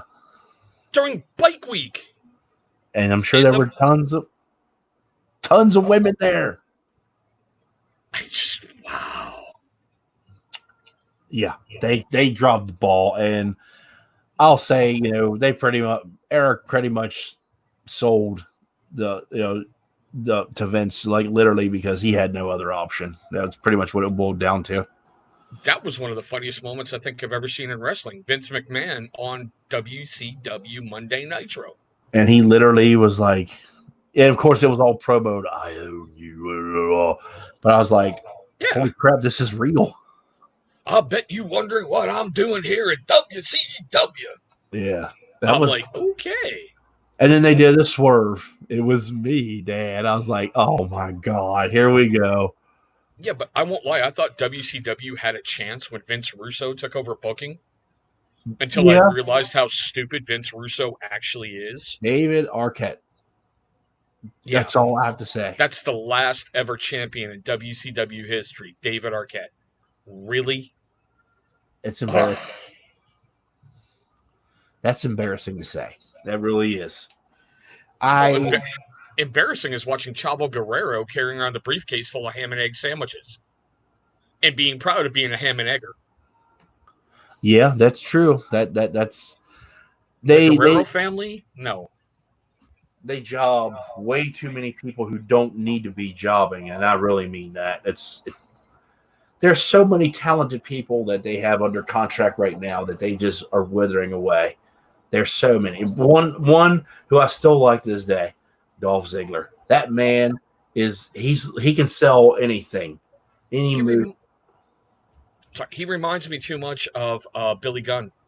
Yeah, Everything about him reminds me of Billy Gunn. They make him out like he's a Billy Gunn, but he has the skills of Shawn Michaels, and they won't let him be that. He's so good. Yeah, but it's not like the WWE ever screwed people over before like that. Like Al Snow, the Job Squad. Al Snow had talent. Yeah. I don't think he could have been a title holder and a real main eventer, but he had talent. But what was his matches? The Kennel from Hell match where the big boss man cooked up Pepper. It was so embarrassing. Some of the things they've done over the years. That was actually one of my next questions.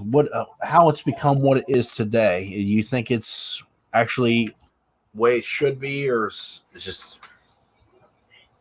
What do you think about it? It's an entertainment industry, and I had to take a good hard look at this.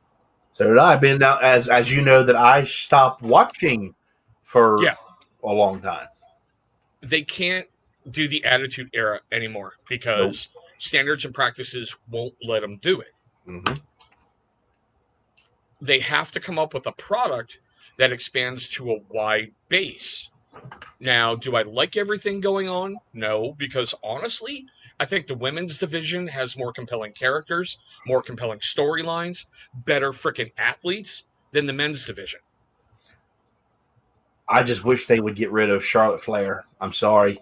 She's gone. She's preggo. She's out for a year. Well, I wish she would just stop. They're trying to make her out like her daddy, and I just cannot stand that. I don't like it. I liked her. I don't anymore. Is she pregnant for real? I didn't know that. Yes, she's pregnant for real. Well, they've been saying, what I've heard was she had an injury, an arm or a broken something. No, she's preggo from everything I found on every other sheet I can find out there. And they're trying to cover it up with like Maria Kanellis. You know how they're like, I'm pregnant. Well, no, you weren't at that point. They're getting ready to release you, but guess what? You got pregnant shortly after. So, hey, good for you. So that's new news to me. I'm like, really? I didn't know that. So now Maria, Becky Lynch is pregnant, and so is she. And supposedly Becky Lynch is getting ready to come back, from what I hear. How can you do that if you're pregnant? That makes no sense. She can make appearances. Yeah, that's true. Like Ronda Rousey keeps talking about coming back, and I'm like, please get a little bit more training. I can't stand her. I think she's one of the worst wrestlers they've ever had. Nia Jax. We didn't get there yet. I'm not a Ronda Rousey fan. I did not like her in the MMA. I do not like her. Just one athlete. I'm like, no. You have an armbar. You have a good armbar. Good for you. Do you have anything else? No. Yeah, but okay. Going down that route, I know you're a hardcore Ric Flair fan, but what did he have? A slap and the figure four. He had 60 minutes. Yeah, but you know what I'm saying? Most of these things, he was just, woo! No, I didn't. When I say he is the greatest wrestler, I don't mean it like he was the greatest talent. No. He literally had the heart. He did what he did. But all around talent, no, he's not the greatest wrestler ever. I will say that. He's just my favorite wrestler ever. Nice. Yeah. I think when I say I need to reiterate that a lot more, because a lot of people take my wrestling opinions to heart. You're right. You're exactly right. We all have our favorites. We all have people we love. Like, I still, when I go search through YouTube and I see Chris Benoit videos, I'll admit, when I hear his music in the WWE where it's that, and then that, I get goosebumps. I'm like, we're about to have a really freaking great match. I don't know if anybody says that guy was one of the greatest wrestlers ever. One of the greatest technical, he would get in there and put on a class. If it was a 5-minute match, if it was a 20-minute match, he schooled you in what you should do in a ring. He beat the shit out of people. He would literally, without a hesitation, you earned it. I loved him. Sucks what he did, but that man put his heart and soul and life into wrestling, and he did. Yes. And WCW dropped the ball when they had the Canadian Crippler and Bret Hart in the ring. And Bret Hart wins. Talk about a match made in heaven. Mm-hmm. Two of the greatest technical wrestlers in the modern era who were going both at it. who were trained by Stu Hart, so he was pretty much a Hart, and technically speaking, you know what I mean? Yeah. And that was literally the next era of Bret and Owen, because I still say that was one of the best matches for what it was. What, Bret and Owen or? Yeah, it was a really good match. The one at WrestleMania 10. Yeah, that one that ended the way it was supposed to, and people were shocked. No, that was Bret's way to get him over. And he did a good job of it, really good job. 90s wrestling, I think, not counting Attitude Era. 90s wrestling, yeah, I'm a big fan of. Early WCW, when the NWO was starting, I really enjoyed it, because it was the Horsemen against the NWO, the old war games with the old Four Horsemen and Sting, and he always had the Steiners, and those were great times. They really were. And then there was times when they had like the British Bulldog come over, and they kind of fell off a little while for a little bit here and there. I was like, I love the 90s era because you never knew what was going to happen because, well, let's get real. The internet was just starting to go. People weren't out there writing the dirt sheets. There weren't the behind the scenes guys on their little devices going, oh my God, Ric Flair is in a WWE arena. Look at this. This is so cool. Yeah. You tuned in because you wanted to know what was going to happen. I remember my dad would watch Raw. I watched Nitro, and we would turn it. We yell in the hall, turn it, one or the other. See, I got lucky in the 90s because my cable provider at that time showed Nitro on the East Coast time. So I could watch all of Nitro and then watch all of Raw without having to flip it back and forth. Oh, wow. That's cool. Yeah. We luckily, like I said, my dad, he would like tell, like we'd yell who was wrestling or who was on TV back and forth. My mom, she hated Monday nights. She hated it. I still remember the only time I ever sent a thank you card to anybody in wrestling was Tony Schiavone when he was like, the WWE is going to have Mick Foley become the champion. Yeah, like that's going to put butts in the seat. I was like, if I get a good buzz, I'm going to go in the bathroom, put my fingers down my throat because I want to see this match. I have to sober up quick because of Tony Schiavone. Wow. You sent him a thank you card? Yes. I was like, thank you, because I got to see, in my opinion, one of the, not the greatest wrestlers, but one of the most beloved wrestlers in Mick Foley finally put a belt around his waist that had meaning. And who gave it to him? It's like literally who gave it to him? Steve Austin with the damn chair shot. I was like, yeah, but I mean, if you look at that match, how they built it, so you've got, the Nation of Domination and DX outside on ring doing all kinds of crap. You've got McMahon and the Stooges trying to screw around with everything inside the ring. And what happens? Glass shatters. Here he comes. Throws his hat. Gets in the ring. Chair shots The Rock. He's like, screw this, I'm into the match. Yeah, and he rolls Mick Foley on top of The Rock, puts the referee down, rolls out of the ring, flipping Vince off the whole way, and walks out. I'm like, dude. If you watch like the behind this off camera footage, obviously they knew that was going to happen, but Hunter and them carried him around that ring. Yes. They're like, it's about time. It was so cool. And what still makes me feel creepy as an old man, I remember watching Mick Foley's little girl, Noelle, hugging him in back. And now you see a picture of her, and you're like, I have to go report to the state police. I'll be back. She's a beautiful girl. She is. Beautiful girl. And you would never expect her to come from him, Well, if you've seen Mick's wife, you know exactly where she got all her good stuff from. Yeah, very true, very true. I did watch their special, Holy Foley. We watched that. That was cool. Yeah. That was the thing that changed my outlook on how bad wrestling has become. You literally have everything at the push of a button. I'm like, it makes you reminisce, man. There's been so many times where I'm watching stuff that I watch with my grandmother, and I've got tears in my eyes. It brings back memories. I'm like, man, wow. I can remember looking over at my grandma, and she's in it. She was in it. And man, it's really cool. Like one match I can watch forever or an event. Halloween Havoc 89, Chicago. Yes, dear. Can I not watch this upstairs? Yeah. Why can't you? I can't get it to play. What are you talking about? There's no things on there. No what? You know, like play button that you hit for it or start movie. Where'd that come from? You bought it for me. Give me a second. Entertain the crowd for just a second. I have to fix it. Not a problem. Live? So how we doing out there, guys? Anybody got any questions I'm going to throw my way? I'll answer whatever you got. I'm not hiding anything. I wonder if anybody's still out there. We haven't had a comment in like 6 minutes, and it's a serial killer with Ric Flair and limo drying, profiling. Yeah. What was that from Ric Flair? It may take a long time to ride Space Mountain, but it's the best ride in the park. What do you guys think of Kevin Owens? Was that good? Was that good? Can you guys understand why I call him that now? Can you? Actually, they're a code after the first 500,000 years. You don't feel it anymore, brother. You pop a couple aspirin in the morning, have a freaking, monster, move on with your day. You'll get there one day once you get out of diapers, young man. I have faith in you.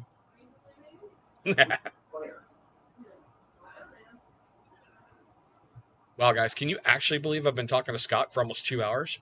I thought he would have killed me by now. I really did. I really seriously thought he would have killed me by now. But still. There's Johnny Grooms. He's still in here. And yeah, Johnny, I agree with you. Nia Jax has got to go. She's hurting way too many people. Way too many people. I know that like half the wrestling business is related to Dwayne Johnson, but still.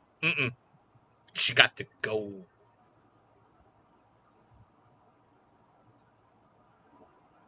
I don't know. If you guys out there in the comments want to throw it out, who's your favorite wrestler? Who's your all-time, like you want to watch his matches, favorite wrestler? And this is the funnest StreamYard for all you brand new YouTubers. When you ask a question, you got to wait just a little bit, I agree, man. Enough is enough. She's injured way too many people. Way too many. And that's just really weird with this green screen. I can move and see like the pixelation on my beard. I am so glad I got this thing to work. Oh, dude, Jeff Hardy puts on some great matches. Seriously, he really, truly does. I think when he got thrown out of the WWE and he had to go over to TNA, it took him to an entirely new level. It really, truly did. Like, I knew AJ Styles was going to be huge in TNA. Absolutely freaking huge. Yeah. Oh, my God, I got to take that off. Whoo, it feels a lot cooler.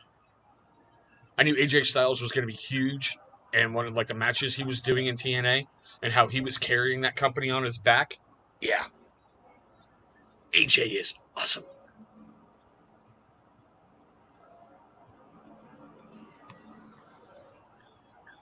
Oh, dude, yeah, the Macho Man. God, he had like the strangest interviews where he's like, agile, hostile, mobile, Hogan. Oh, yeah. Dig it. Go figure, Johnny's in the car, he's saying. Yeah, God, the Dynamite Kid was a little dude packed with power. Oh, my God, I remember the British Bulldogs. Talk about two massive individuals who can mess you up. They're like seriously one of my top 10 tag teams of all time. Seriously, they really are. I'll admit it. Heart Foundation is all my top tag team, period.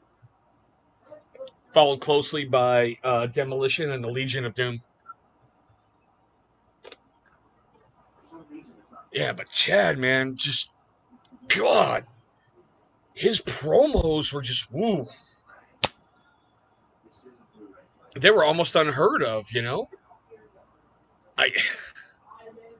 it's really funny to think he's a failed baseball player who went to wrestling, and he found greater success there. And it's just really, really comical when he was in the first Spider-Man. Well, yeah, he was the wrestler in the first Spider-Man, which I thought was awesome. But yeah, just his Hogan, coming for you, Hogan. I'm like, are you trying to take a crap when you talk, or what the heck? All right, guys, I'm gonna switch off of Kevin Owens. Yeah, Bonesaw's ready. Nice. What are you going after, freaking Alvin again, Johnny? Chad, seriously? 20 years? Congrats, man. That is awesome. Indie scenes are brutal, from what I heard. I mean, not a lot of money, not a lot of fame there, not a lot of anything there, But man, you really got to do it for the love of wrestling. And I find it funny how, like, hey Caleb, how you doing, my brother? Caleb, how you like the new green screen I got going on? Look at this. Look at this. I told Mo if he ever comes back on my channel, I'm going to figure out how to have sharks swimming in the background. Just for Mo. But yeah, it's funny to me how you see some former really huge stars that are now on the indie scene trying to keep their careers going. I never ever thought the Blue Meanie was still out there doing it, And I've seen, like, interviews from him recently and other stuff, and I'm like, wow, you're still going. And yeah, Chad, I think that's a great point. No money and doing it for the love. And Caleb, what kills me, I couldn't get that working with the camera on my laptop, so I had to get an external, like, camera. And man, look at that! I love it! Got to be careful not to wear anything green or I'll blend into the background. Oh. And yeah, brother, I know I got some more reviews I got to shoot for you. Bearded Hillbilly, I honestly think Dwayne Johnson will keep coming back as Vince pays him. I don't think he's got much ring skills anymore. I don't. He gets injured way too easy. But his mic skills are still seriously on point. And from what I understand, his daughter just signed a contract with the WWE, and she's down in Tampa at the training center. I saw a video of that a little while ago when The Rock paid an unexpected visit and gave, like, a pep talk to a whole bunch of people.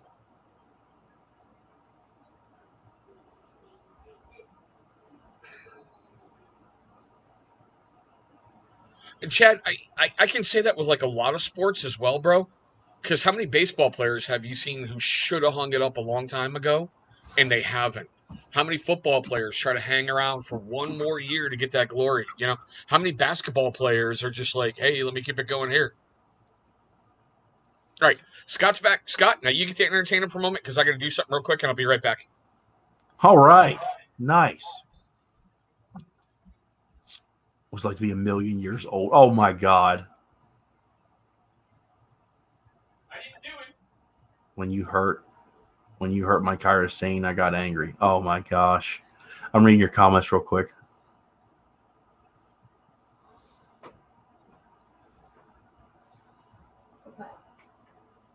I don't know what the hell's wrong with that deer.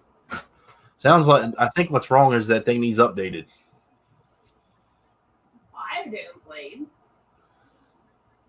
Caleb Barker, thanks for tuning in, man. Chad Straza, thanks for tuning in too as well. I see a couple of you guys tuned in here. Sorry about that, guys. I was having some technical difficulties on one of our devices here, and I was trying to get it to work, and it's not working. So a Blu-ray will not play in a Blu-ray player. Don't know why. It's probably updating or just reboot it. That's what I was thinking. I'll just unplug it and just do it that way. Mandy, try that actually. Go over to the Blu-ray player, turn it on, and unplug it. It should work. And Chad, that's a great point. There is no wrestling off season. Do they work like 350 days a year? Something like that. On an average. So yeah. It just really sucks because right now they're not making as much money at all as they should. But there's nothing they can do about it. Yeah, they kind of can't, and that's the worst part. They can't. The Green Bay Packers just sent a $12 million message about Aaron Rodgers' future. Come across my phone. Oh, dear God. Okay, whatever that means. I am not a football watcher hardly at all, any at all. Baseball, I'm really not a sports guy anymore. Just my wrestling. That's about it. I gave up on sports when it became about more social justice than sports. Yep, that and money. I was like, nope. Now hockey, I like watching hockey. Though. I can't deny that. Oh, hockey, yeah. Oh dear God, yeah. I got to go watch hockey. Me and Mandy did for our wedding. That was a good time. That was really. Hey, Tevin's here. Scott, you really got to check him out. Purposely Bearded one day. You Okay. really need to check him out. I was told to watch this. I just haven't watched your stuff yet, Tevin. I apologize. I will watch some Purposely Bearded in the future. Just give me some time. I'll send you a message when I watch some of your stuff. I've heard nothing but good, so there you go. We'll give you a shot. Sorry for the delay, everybody. We're having some technical difficulties. Manny's just trying to watch a movie, and it's not working. Blu-ray player is not working. We don't know why. Things happen. Things happen. Anybody who watches my channel knows technical crap happens all the time. That usually never happens, but I can't update that. It's a Sony, and I made a mistake, and I didn't remove the internet connection, which was wired at our old house, and now we don't have wired.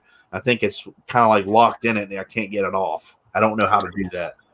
You know, like the memory's locked in a wired connection, and it won't. I don't know. I'll figure it out. All right, well, what else you got for me? Bring them on. We were bringing in the wrestling talk, and that was where I wanted to end it. That's why I made that big ending, because that's like a big ordeal to me. What company is your favorite? I gotta ask. My heart lies with the WWE because I own stock in them. I had bought it the day it went live. In fact, I dumped all my Radio Shack stuff way back when and bought WWE, and I've held on to it since, early 2000, I think, when they went public. Oh, okay. Yeah, so there's times where when I was living in Portland, being a shareholder, I could get into a pay-per-view for free. And it was kind of cool to hang out and back. But if I have to go all-time favorite company, I got to say ECW, hands down. Really? Those guys were doing it for the love of wrestling. They really weren't doing it for a paycheck. I mean, I love Paul Heyman. He is like the clown, the mad scientist of wrestling. He can make some incredible things happen, but he can't budget a book worth a damn. No, that's very true. I got to say, my heart is in WWE. It's got to be NXT. I'm hooked, line, and sinker. I don't know what it is about it, but I'm hooked with NXT all the way. Everything about it. The past, the present, the future.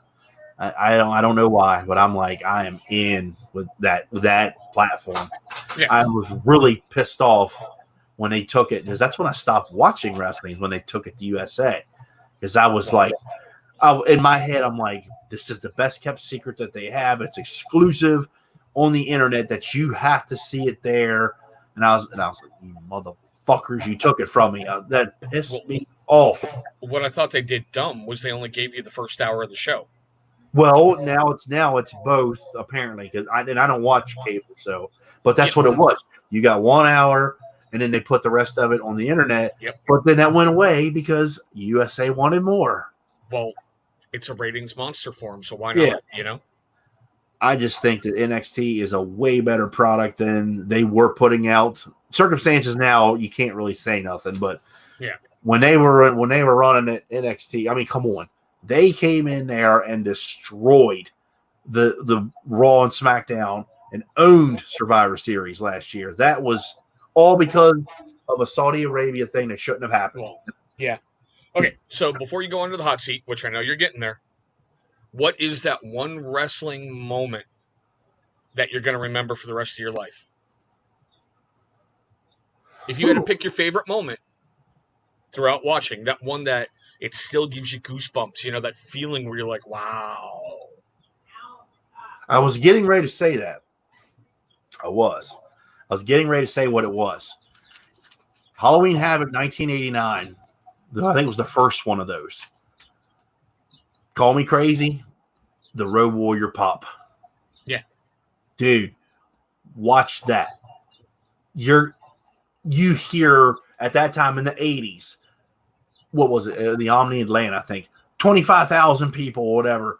You hear that pop, and they're literally just walking down the ring. And you're like, wow. The Road Warriors are legendary. When you hear that, oh, you're like, no. Yes! That was before. This was WCW, or this was in WCW beginning phases, and they were coming out to their version of Iron Man, and Gary Michael Capetta from Chicago, Illinois, 595 with Precious Paul Ellering. I present to you the Legion of Doom, the Road Warriors, and I'm like, oh my god! It still gives me goosebumps to this day when I see that. I'll tell you, it's going to be an oddball one for me. CM Punk's last match in the WWE in Chicago. So that was so great. How the crowd just lost it. And you could see it when he walked out. He didn't know what to do. Yeah, because he was just soaking it in. Did you watch his DVD? Have you seen it? No, I haven't seen his DVD. Well, it's on the network if you want to watch it, because the documentary part is, if I'm not mistaken, he didn't sign his contract. He literally, that was it. Yeah. And he took the belt and ran, but he signed like that like a day or two later. He was like, he had to. Yeah. He had no plan. He's like, I'm taking it and running.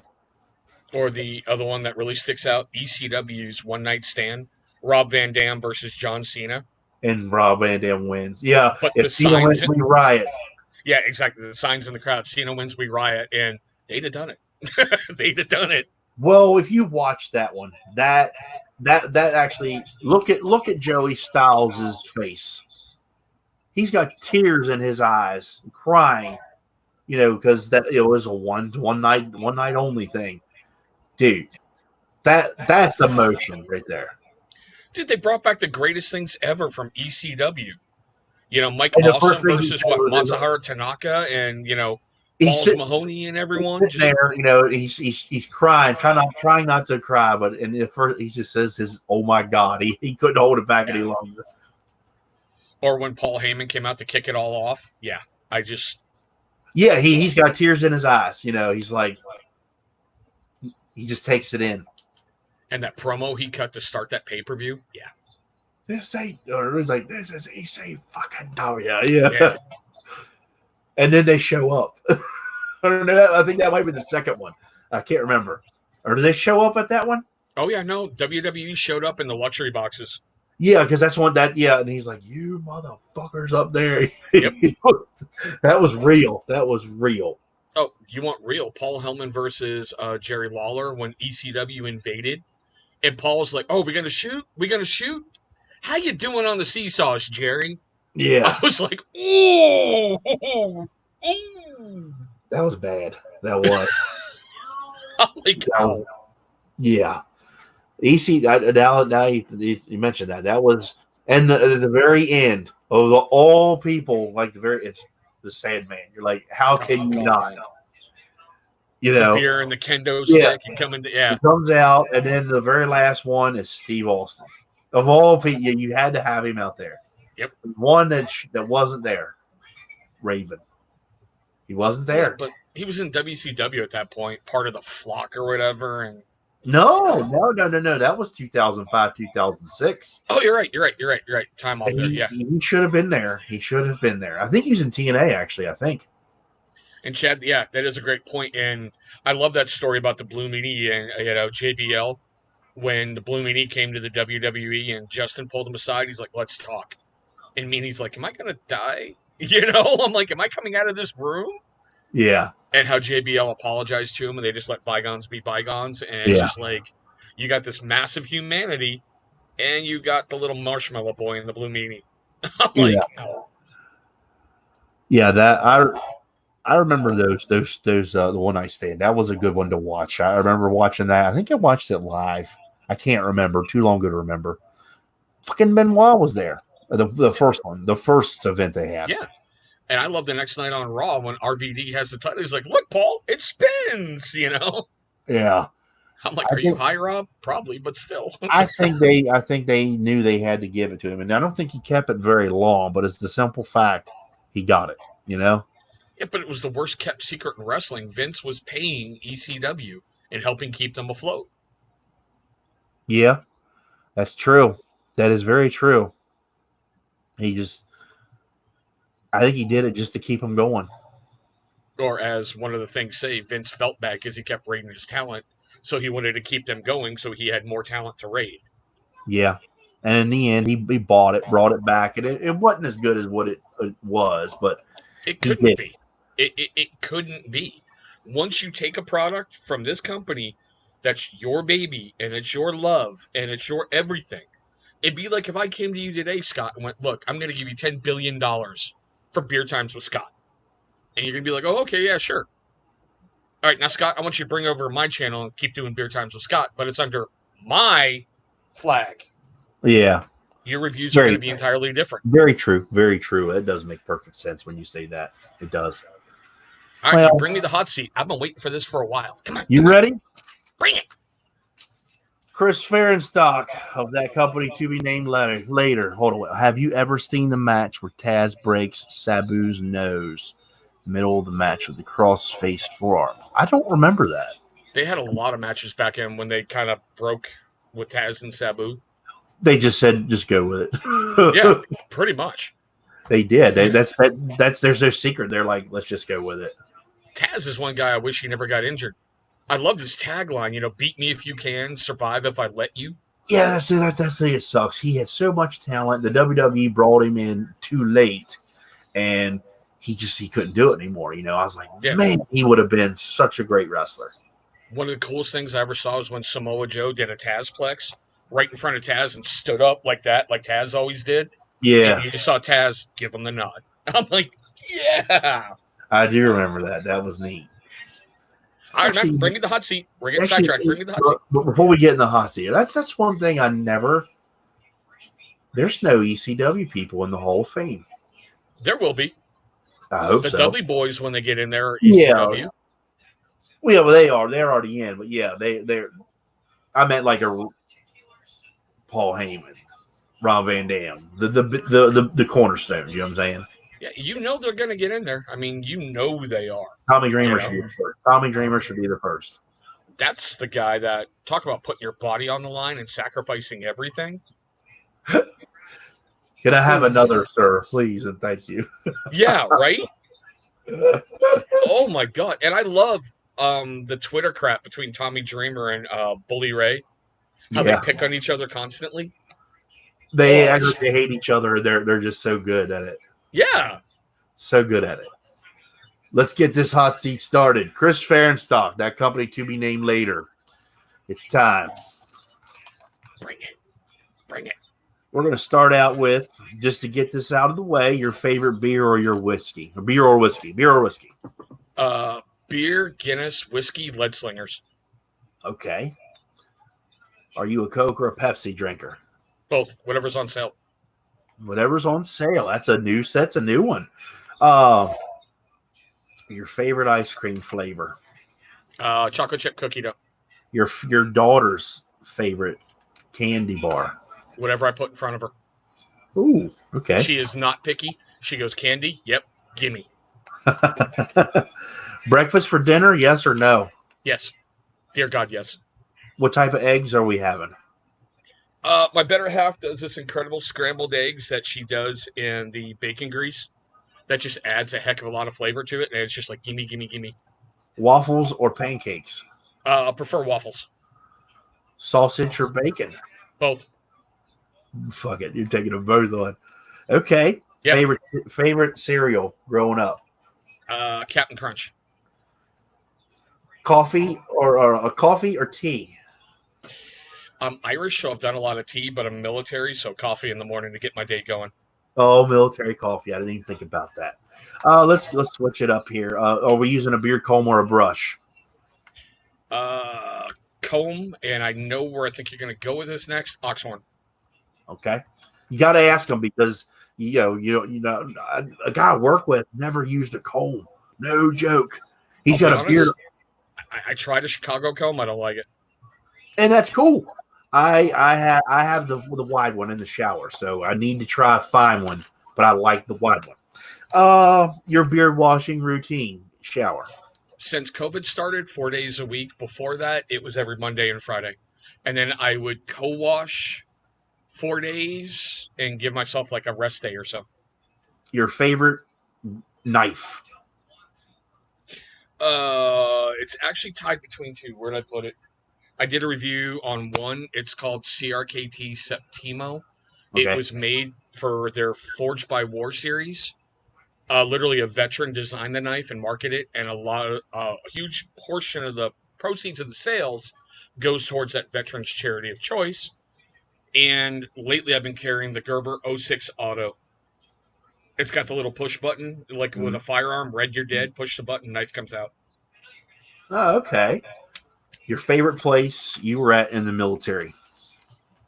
I know they weren't all so good, but like you love that place. MacDill Air Force Base, Tampa, Florida, before I deployed to Desert Storm. Desert Storm? Well, before you went. Before I went. Worst place you were in? Honduras. Really? That's surprising. The jungle, it just sucks. It takes everything out of you. WWF or WWE? WWF, hands down. I thought the WWF had more drive, more passion, and just better creative direction than the WWE has. The best version of The Undertaker? American Badass, hands down. Really? Wow. Yes. I think you'd be the only person who would say that. Wow.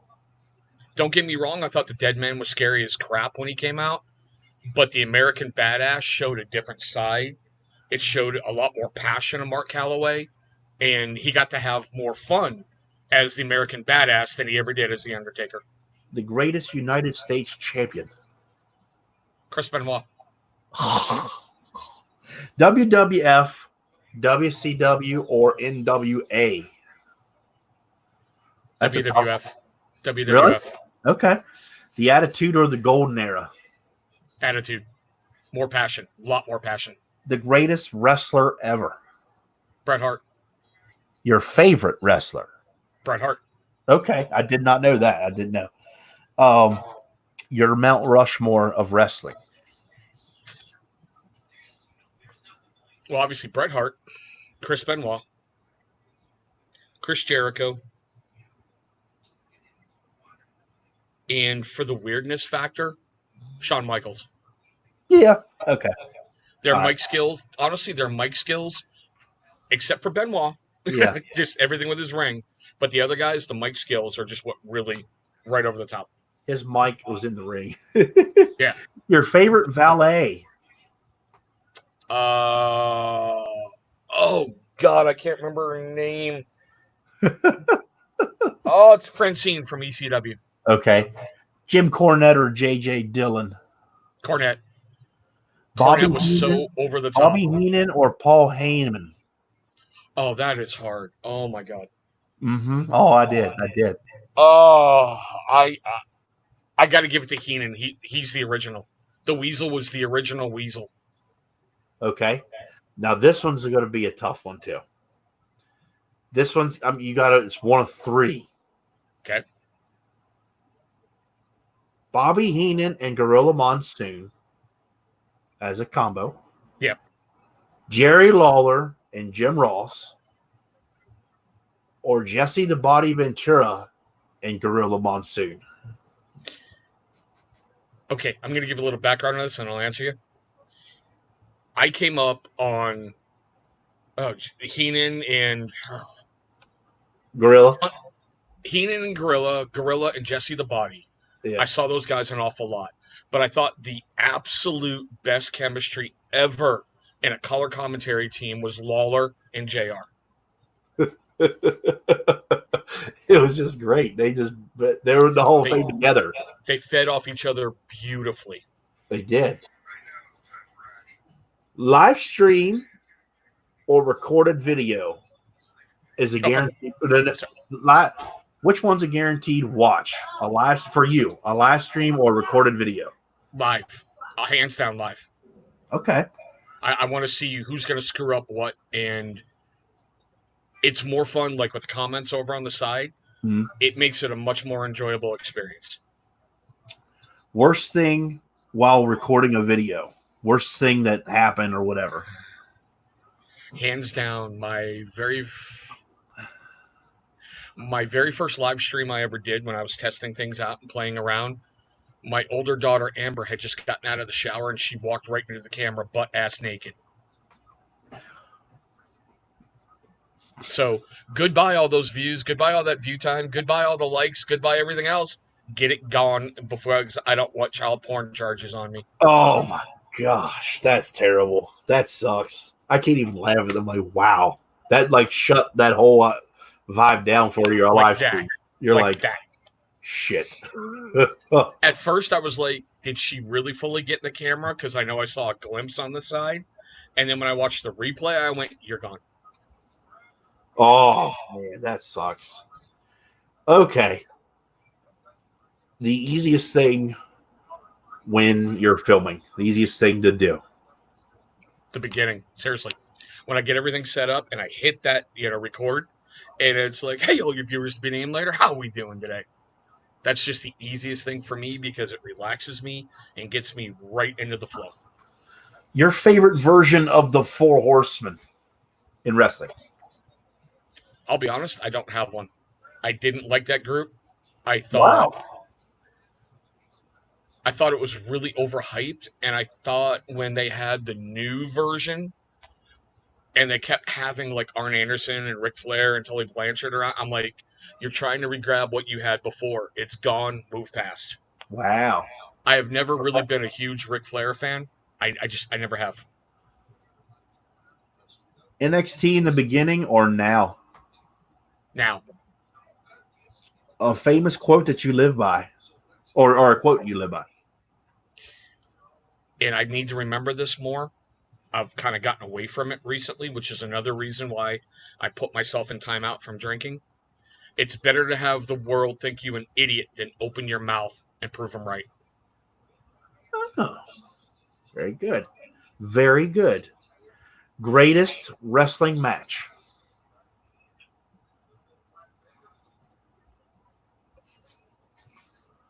I know this is going to sound weird, but I'm going to go with, and hey, Beard Guy, Kansas City, thank you, brother. Thank you. I'm actually going to go with the very first ladder match at WrestleMania 10. Good choice. That's one that I can honestly watch over and over and over because you didn't know what to expect, period. Hulk Hogan or the Ultimate Warrior? Ultimate Warrior. Yes, yes. One beard oil forever. If I got to go with one forever, hold on. Where are you? There you go, you little bastard. It'd be one of my original ones that I got, point blank, Chesapeake's Belfast. Oh, wow. Okay. That's a good spin. That's a good one. Honestly, Scott, I found out about this company because of you. Chesapeake makes really good products. They do. I cannot deny that. Belfast was one when I tried it. It was different to me because I had never endeavored into the beers and such. Yeah. And I didn't dislike it. I was like, it grew on me. I was like, okay, I got to wear this more. Yep. And I'm not one to throw it away. Okay, give me some time. Let me warm up to it. It's a keeper. Definitely a keeper. It's one of those that I keep bugging Gary. I'm like, look, get off your ass. Quit being stupid. Bring it back permanently. I'm like, he's had two different variations of it with the Irish Blue and Boiled Dreams, I think it is. Yeah. Where he added absinthe to it. Uh-huh. I love all of them, but stick with the OG. I love it. Just keep bringing it back. Beard balm or beard butter? Butter, hands down. Your favorite beard wash and conditioner? I'm calling you out to name the my favorite go-to right now wash, and this may surprise a lot of people, it's Johnny Slick's Organic Hand Whip Wash. Okay. And conditioner, Chesapeake's Ultra. Never tried that one. Never got to try it. Three wishes. Oh, that's easy. Oh, God, that's easy.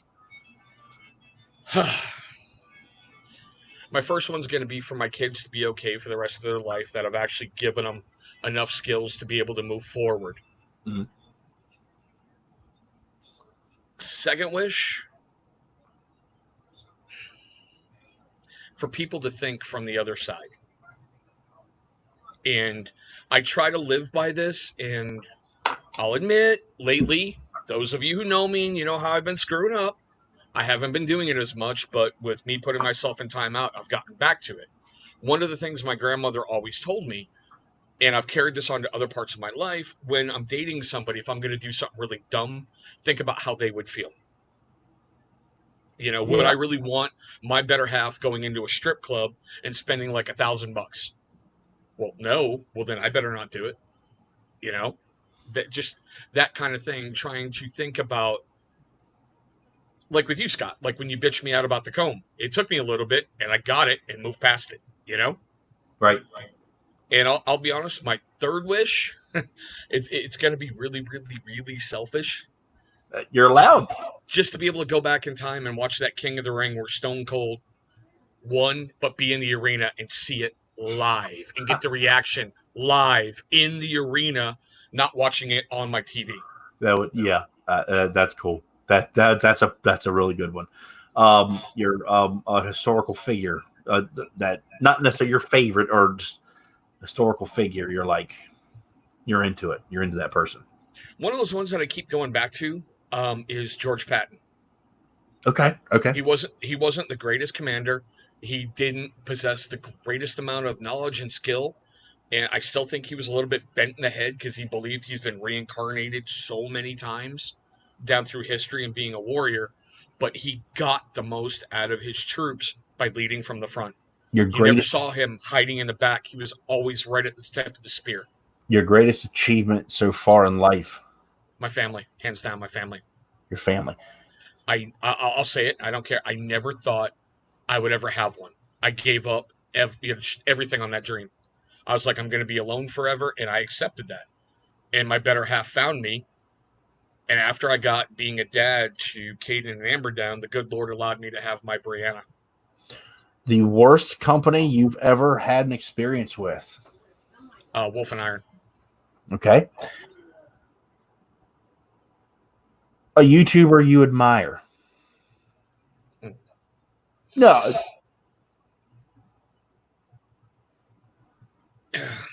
I'll be honest. And I know someone's going to tell me I'm kissing your ass right now, but you. Like I told you, you were one of the reasons I brought beard products to my channel. And as much as you may have been a severe son of a bitch and a pain in the ass, you always gave it straight. No matter what it was, you always gave it straight. I may not have liked what you were saying, but at least I knew it's Scott. I can take it to the bank. Your favorite beard tube, or no, the best bearding YouTube channel today? I know this is going to piss a lot of people off, but I don't give a fuck. Dan C. Bearded. I like how he presents his stuff. I like that he makes you think. He's not telling you that this is the greatest product ever. He's telling you how it feels in his beard, and he wants you to go out and do your research, and he wants you to go out and do stuff. I think it's kind of cool, Very good. 2 questions to always end the show with. Who would you like to see in the hot seat? Actually, 2 people, to be really honest with you. Joe Bearded Life. I write these down for every person. And Purposely Bearded. Kevin has got something really good going on over there. And he has just started a live stream on Saturdays that he calls The Break. Okay. And it's pretty amazing what he's doing. And my final question is, if there's anything I could add or change to this interview session, opening the door, what would it be? Nothing. Honestly, nothing.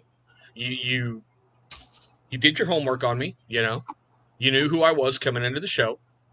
Especially recently with some of the things I've done, and this is for the record out here, guys.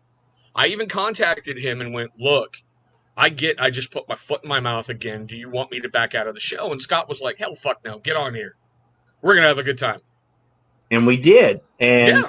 I watched those videos that he's talking about, and I talked to both people about them. And I was like, in a way, I didn't do this to either one, but I was like,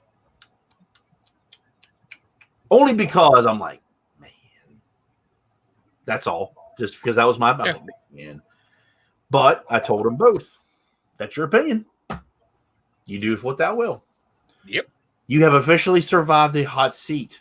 Good job. Now, here comes the fun part. You ready for my questions? Far away.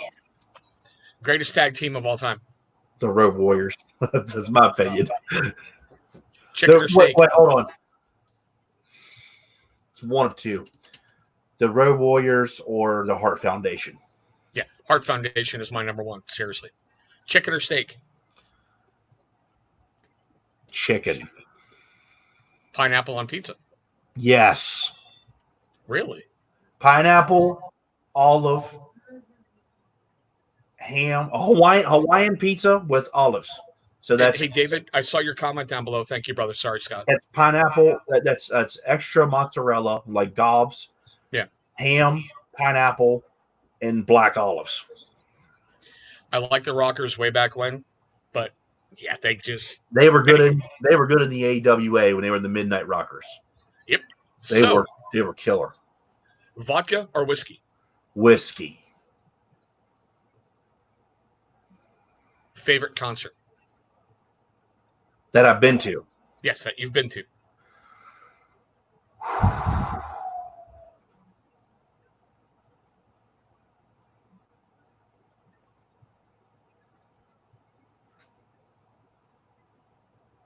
I'm thinking. Been to a ton. I can tell. I can see the hamster running in there, really, really quick. Performing and singing with Hatebreed because I was there, played the show, and got to get in the crowd and see them and play with Hatebreed, singing their tunes with them. Nice. That's a hardcore band. If you don't know who they are, they're kind of really loud, heavy. Not everybody's cup of tea, but Current favorite wrestler who's now performing? Velveteen Dream. I wouldn't have expected that one, but nice. Greatest character. Nice. Regardless of the allegations, and I hope they're false. God, I do too. Yeah. I love how he just so natural. Oh, he's so good. Your biggest memory of the Monday Night War? The very beginning. I always say it all the time, like to people, this is the WCW. I will never forget that.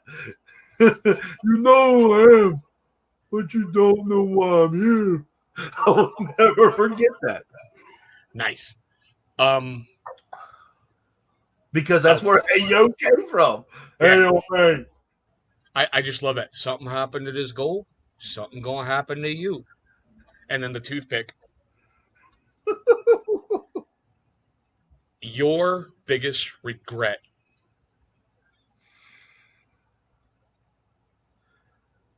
Not being able to, I said this to Emo, not being able to say goodbye to my grandfather. Oh, damn, that's right. Sorry. Yeah, that's okay. I'm sorry, I remember that. No, I wanted to bring something original, and Emo already beat me to that. Yeah. Go figure. Good. That's good.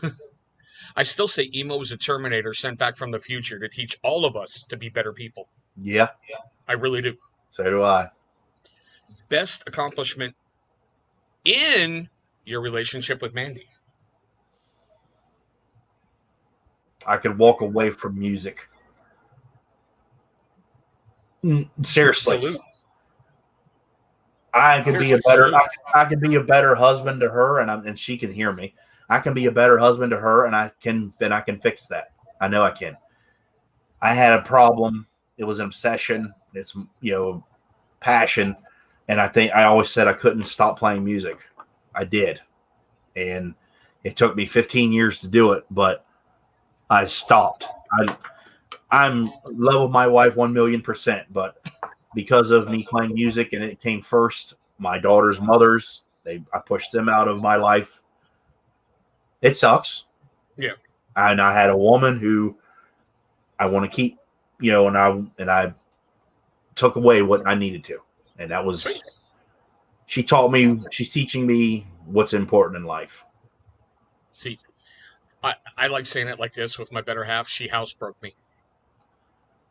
Yeah. So I get what you're saying because like the rocker lifestyle, and I'm picking up everything you're saying. But Mandy housebroke you, and I get that. That's awesome. You know, She did. She's the best thing ever happened to me. it's like I make this joke and then I'll get to my last question. Nobody controls me except my children. I'm actually scared of my children because they watch Forged in Fire and they're thinking about making their own blades, and I'm like, whoo, We used okay. to watch that show. We used to. Oh, I always do. Now, here's the last one for you. I've been putting a lot of thought into this one. If you could change one direction of your channel, what would it be? To not be monetized.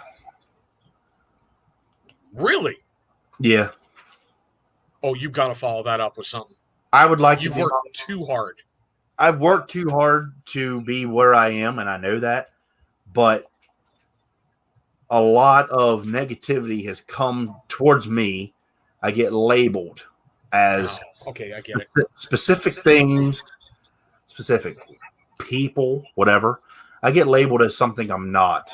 And since you brought that up, fuck you. Okay. To the company who put a post up today. If you're the fucking moron who wants to invest thousands and thousands of dollars. Oh, you're not talking to me. Okay, keep going. Or put you're paying someone thousands and thousands of dollars. You did it for a fucking reason. That means you got that money back one way, shape, or form. So you put your own fucking foot in your mouth when you put that post up today, buddy. I hope you fucking come try to comment or respond to me. You fucking set yourself up for that. It's all on you. I'm not even going to mention who it was or whatever. Stop paying for reviews. I've seen the fucking hashtags from some of you. You seem to think that's the only way people like me do business and things of that nature. It's not true. I get labeled because of some people. That's all I think about. That's not fucking true. That is not true by any means. My channel has never changed. I stopped cussing and drinking and things of that nature when I got monetized because I was told you kind of have to because that's what you're not supposed to do. Here I am supposedly making money off of this platform that I have never fucking made money off of because this platform won't send me the money. And I'm still the same punk-ass white boy that I am to this day. I've never changed. I'm never going to. The people who have changed are all you around me. That's who have changed. Your opinions have gotten more softer. Your skin is definitely way more sensitive because you can't take anyone's comments or anything of that nature. I have never fucking changed, and I never will. So I would love to be removed from that. Oh, he's one of the big boys. No, I ain't. But there's a question right there. LeBron James gets paid millions of fucking dollars to wear a check mark on his goddamn shoe. What's the difference? What's the fucking difference? There's a kid making millions of dollars a day just to take a toy and look at it on a camera and throw it around and play with it. Yeah, he's actually one of the most successful YouTubers. He makes millions. But just by playing with toys. He's allowed to do that, but I can't. Makes no sense to me. See, this is the type of negativity stuff that I've been quiet about and literally stepped back from. And I'm thanking you on camera for opening this can of worms because. Oh God, I'm sorry. No, it's good. It's good. All right, if it's a good thing, good because I have put my foot in enough recently.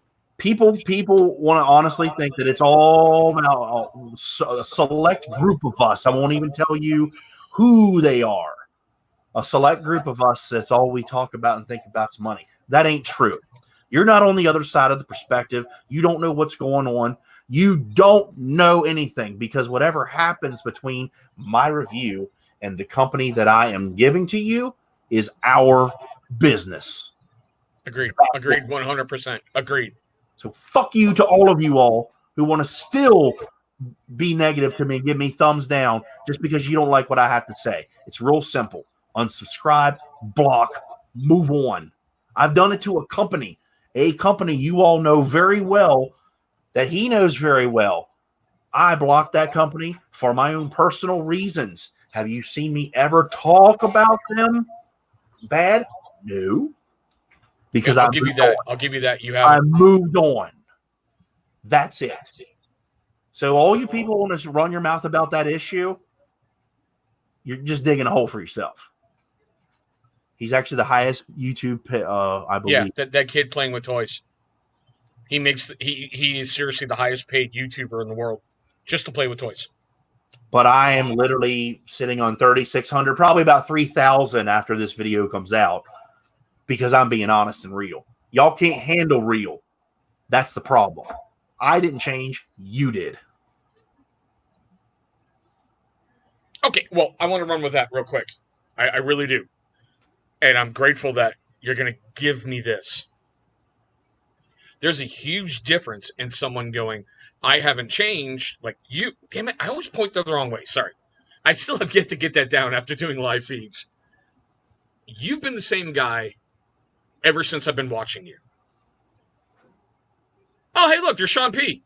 Dude, the man with the $1 million smile. I have missed you, Sean. But getting back on that track. The next time I call you, Sean, we got to have a nice, good chat.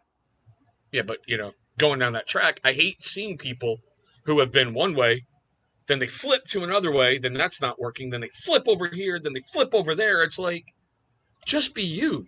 Look, I know I'm a fuck up, and I know I have put myself out there in certain areas where, well, if I hadn't been drinking, which is why I put myself in that timeout to process my anger better, maybe I might not have said some things. Yeah. But I said them, and I've owned it. I'm the same moron chasing my next subscriber as I was the very first subscriber.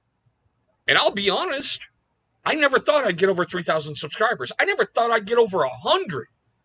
I'm looking at myself going, I'm the same fat Irish guy sitting in my chair going, hey, this is what I got.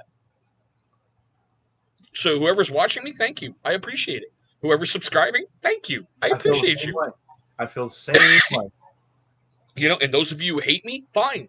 Tell me what about me. And I've even put that in my videos as well. I put my recent video out. I saw that, and it was very impressive. Literally, I got tired of all the bullshit, as I keep saying it as that, because that's what it is. I keep saying that. I put that video out there and put my 2 cents out and a review that I did not get paid to do. And still 5 thumbs down. It's not that that bothers me. It does not bother me. But I'm like, what did I do wrong? Nothing.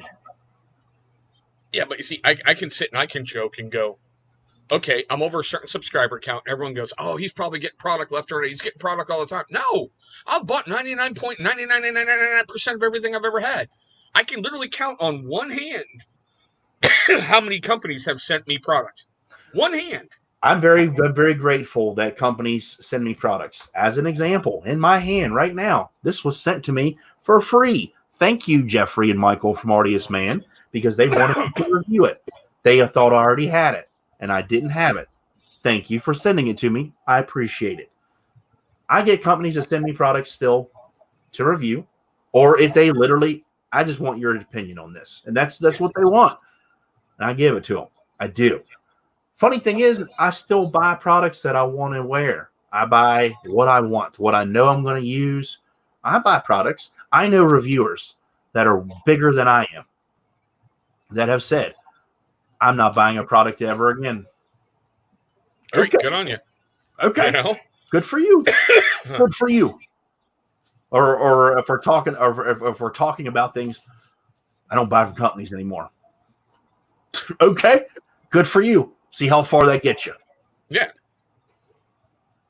I have all the companies that I'm close with, and it's no secret who they are.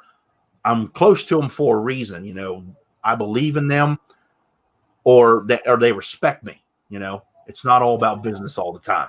Remember, the most part, people know I may come off hard, but I mean well in everything I do on this platform. Like what I'm doing right now. I'm making an interview session with guys, getting to know you, trying to bring the negativity out of what's once was called the beer community. Yep.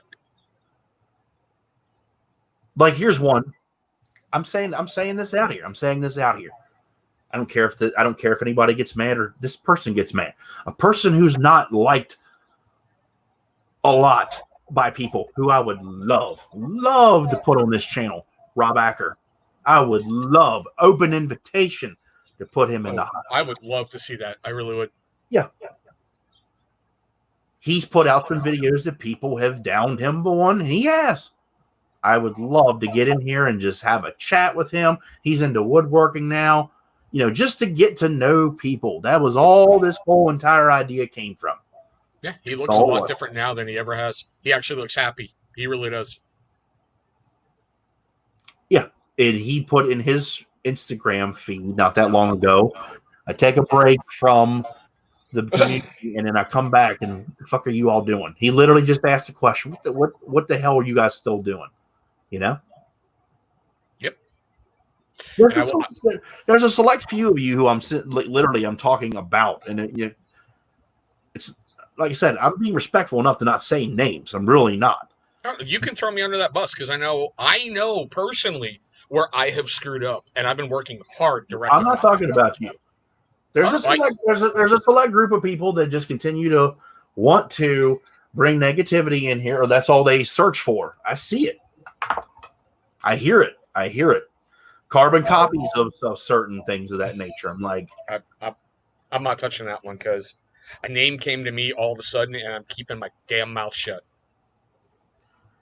I didn't say the name. No, you didn't. But I almost did, and I don't. That was told, but to me by other people, and I'm like, well, if we get 1,000 subscribers tonight, Fable Beer Company will give away 5 prizes. That's from Mo the Bearded Shark. That's awesome, dude. Hope he gets it. He's right there. I'll be honest, it pisses me off that he's not there.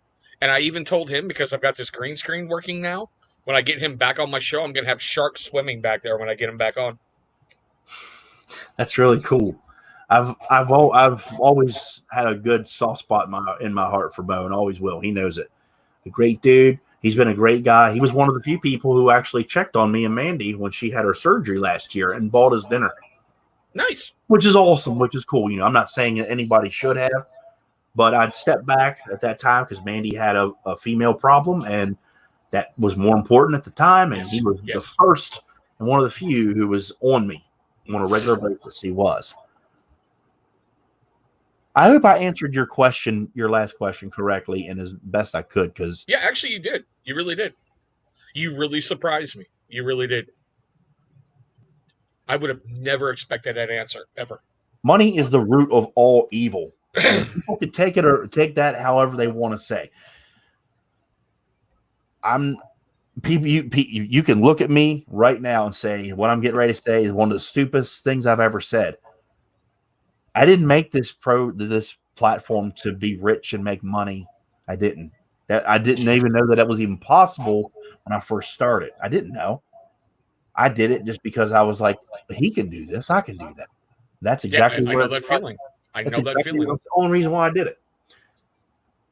And like I said, I've got money sitting in an account that I am just looking at on my phone that I organically earned from you all watching and donating to my channel because you did on your own free will that I can't even touch. I'm talking over $2,000.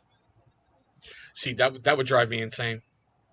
That's money I could use for my family. That's money I could use for my vehicle to pay for my car or whatever, something I could use. That's facts, people. So it ain't all about the money, but when it's sitting in front of your face and you've already earned it, it pisses you off. God, yeah. Contact YouTube because they won't answer my emails. Hey, they can flag this video all they want. I've called, I've sent emails, no response. Like I said, I got a nasty email saying that this platform is going to be shut down if I didn't confirm all that shit. I don't know if that ever going to happen. Like I said, I was supposed to get a piece of paper. I remember your live feed you did about that a little while ago. because I thought my channel was going to be shut down and I wasn't making another one. And I'm not going. I remember that. Yeah. So what I'm getting at is it's not all about the money to me. Because I know some people are going to say that's the stupidest thing you could say. It's not why I really did this. I did it because I thought I could do something and people might like, so to say. Creative, I guess you could say. I honestly brought stuff to my channel because I was tired of other people not saying things that I would have. So I figured, why not do something about it? And I started doing videos. I like doing them. I do. I just don't do them as much as I used to. You want me to Macho Man elbow? No need. Yeah, brother. No need. What you gonna do? A wrestling channel? No.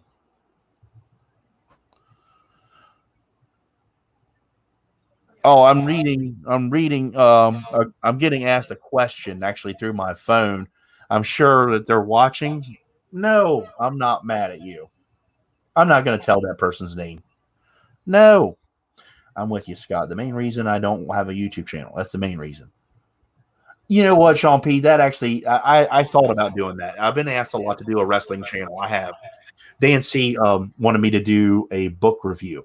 I don't think I've done enough to do that. I could be wrong. You've made a book review. Yeah, I've got a lot of. Yeah. Is it any different than like the type of stuff we do here? I don't know. Okay. Because basically all I do with my reviews is I'll read the book, and depending on the book, I'll highlight certain passages I want to talk about, and highlight those and give an opinion. That's all it is. I've watched a couple reviewers, and they kind of just tell you the entire story of the book. I'm like, that's not a review. It's really not. Yeah, but it depends. Like, I'll go back to the Omarosa one. People lost their mind because they thought I was going to read them the book. All right? Yeah. I'm like, no, this is a review. But there's a YouTube channel out there when that book broke called The Secretary of Shade. And it's a very nice, African-American gentleman who's very obviously gay, who is reading the book and going over the top on certain passages and got 100,000 subscribers in a weekend. Okay. And I'm like, okay, hatred for Trump, good for you. But now what do you have? What are you going to follow that up with? Yeah. Understandable. Very understandable. You have a point. All I've read is one author, and I'm stuck on him. I love his work. Yeah. And I know that would be what's next. What are you going to bring up to next? Because I know that would come. Can you do a book review of this person? I'm not into anybody else until I read all of what I have. You know what I mean? But also, people have asked me about doing a wrestling channel, and that's another topic that people just there's so much hate in that community because I've seen it. And I'm like, no, that's why I will not go to a wrestling channel because I don't follow every other company in the world and such. Yeah, I stick to the main ones we all know, and I will doubt, and it won't change. Bro, and I know, sorry, people be like, "Oh, what about New Japan? What about this one in Europe?" I'm like, I don't live in Europe. I don't know who the hell's working over wrestling over there. I don't know. But dude, the hate is in every community, like the knife community. Yeah. Holy crap! Oh my god! You like Gerber products? You're a fucking idiot. Oh, you like CRKT products? You're a goddamn moron. Why aren't you spending $1,000 on a pocket knife? Well, because I'm a freaking parent. I don't have $1,000 to spend. You know? And like I told you, those reviewers who take the stuff out in the woods and purposely try to break it, I'm like, I don't have that income. Maybe they'll if you look at that from the other side of the perspective there, they're not telling you on camera that they were sent to that to review and probably either paid to destroy that. Some channels I watch I already know. Yeah. Like Prepared Minds 101. The guy does great reviews on stuff. Mm-hmm. But yeah, he tries to break blades and he's very upfront in the beginning. I got this from here for the review. Yeah. And I can appreciate that. Mm-hmm. I'm not there yet. It's basically to the point where if you're watching something like that, it's not necessarily a paid promotion, but that person is put on the spot. All right, let me see if you can destroy this. Go. Yeah. That's what they want to do. That's what they want to see. But also, it makes that knife stand out for what it is. So, yeah, and I mean, it translates everywhere. Like, I've never contacted a like men's grooming company and went, "Hey, I'm Chris. I'm from TCTBNL. I've got this great YouTube platform. Will you please send me product to review?" I've never done that. I've gone out and bought the product and done the review, and that's how I got in really, really good with Johnny Slicks. He contacted me and he's like, "Dude, you're the only one doing reviews of my product." And I'm like, "All right, cool. We'll keep making good stuff. I'm going to keep doing the reviews." I never tried his stuff. Like when all that stuff come out, and I almost fell into it. I was like, I wanted to see. I was trying to get my hands on the product. I really was, because I was gonna let's see what this is all about. But I was like, no, I let it go. Dude, I even talk to his mother on a daily basis. I'm like one of her kids now. I'm like, "All right, Mama Slicks." Like I said, I've only heard from what people reviewed, and I can't say anything bad about it. Is everyone says it's good? So, Well, I got a discount code I'll give you when we get off the air. That way you can save yourself money. sweet. I am the only one who has a code with Johnny. That's actually pretty cool to say. It's kind of spooky, actually. Yeah, Like when he spooky, came- but it's a good thing though. Well, yeah, like when he came on my live feed, and we, well, Johnny, at that point when I was talking to Johnny, I know you have a review on the pomade, brother, but at that point you hadn't done that. You know, he was on my live feed, and when we went off, he was like, "We're no longer live, right?" I'm like, "Yeah," and he's like, "Why haven't you asked for a discount code?" I'm like, "Cause I don't, you know." I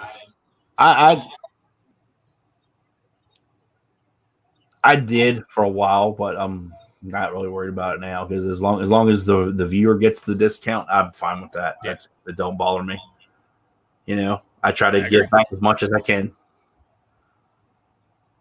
But on a good note, I got a great giveaway going on for the month, so I'm doing something right. And I was happy to jerk that curtain with a wrestling question. Hey man, that was the plan the whole time. I was like, "Yep, we're gonna start that with a good one." We're working on 3 hours here, Christopher. We need to call tonight because I got to get sir. a 3 hour nap. I know you got to go to work, so let's end it here, guys. You know what really sucks is I gotta be there on time. It's the day before the holiday, and I gotta be there. Yep. And I'm pretty sure they're going to try to just kick my butt tomorrow. I'm pretty sure. Oh well. You'll do it. You'll get through it. But I wanted I to have say faith. this. I wanted to say this one real quick before we get off the line, because I did this for a reason. I knew where your last question was going to go before we even started this whole conversation. I had a feeling that would come up. I intentionally did this for this purpose, because it's no secret I like to have a little fun every now and again when it comes to things of this nature. Mhm. Just be clear, people. This was never touched this entire night. So you can't say that I was influenced by some other thing. That was straight from the heart. And for the record, gentlemen, I told him if he wanted to drink, he could, but he refused to because I put myself in a 30-day timeout, and he's respecting what I'm doing. Exactly.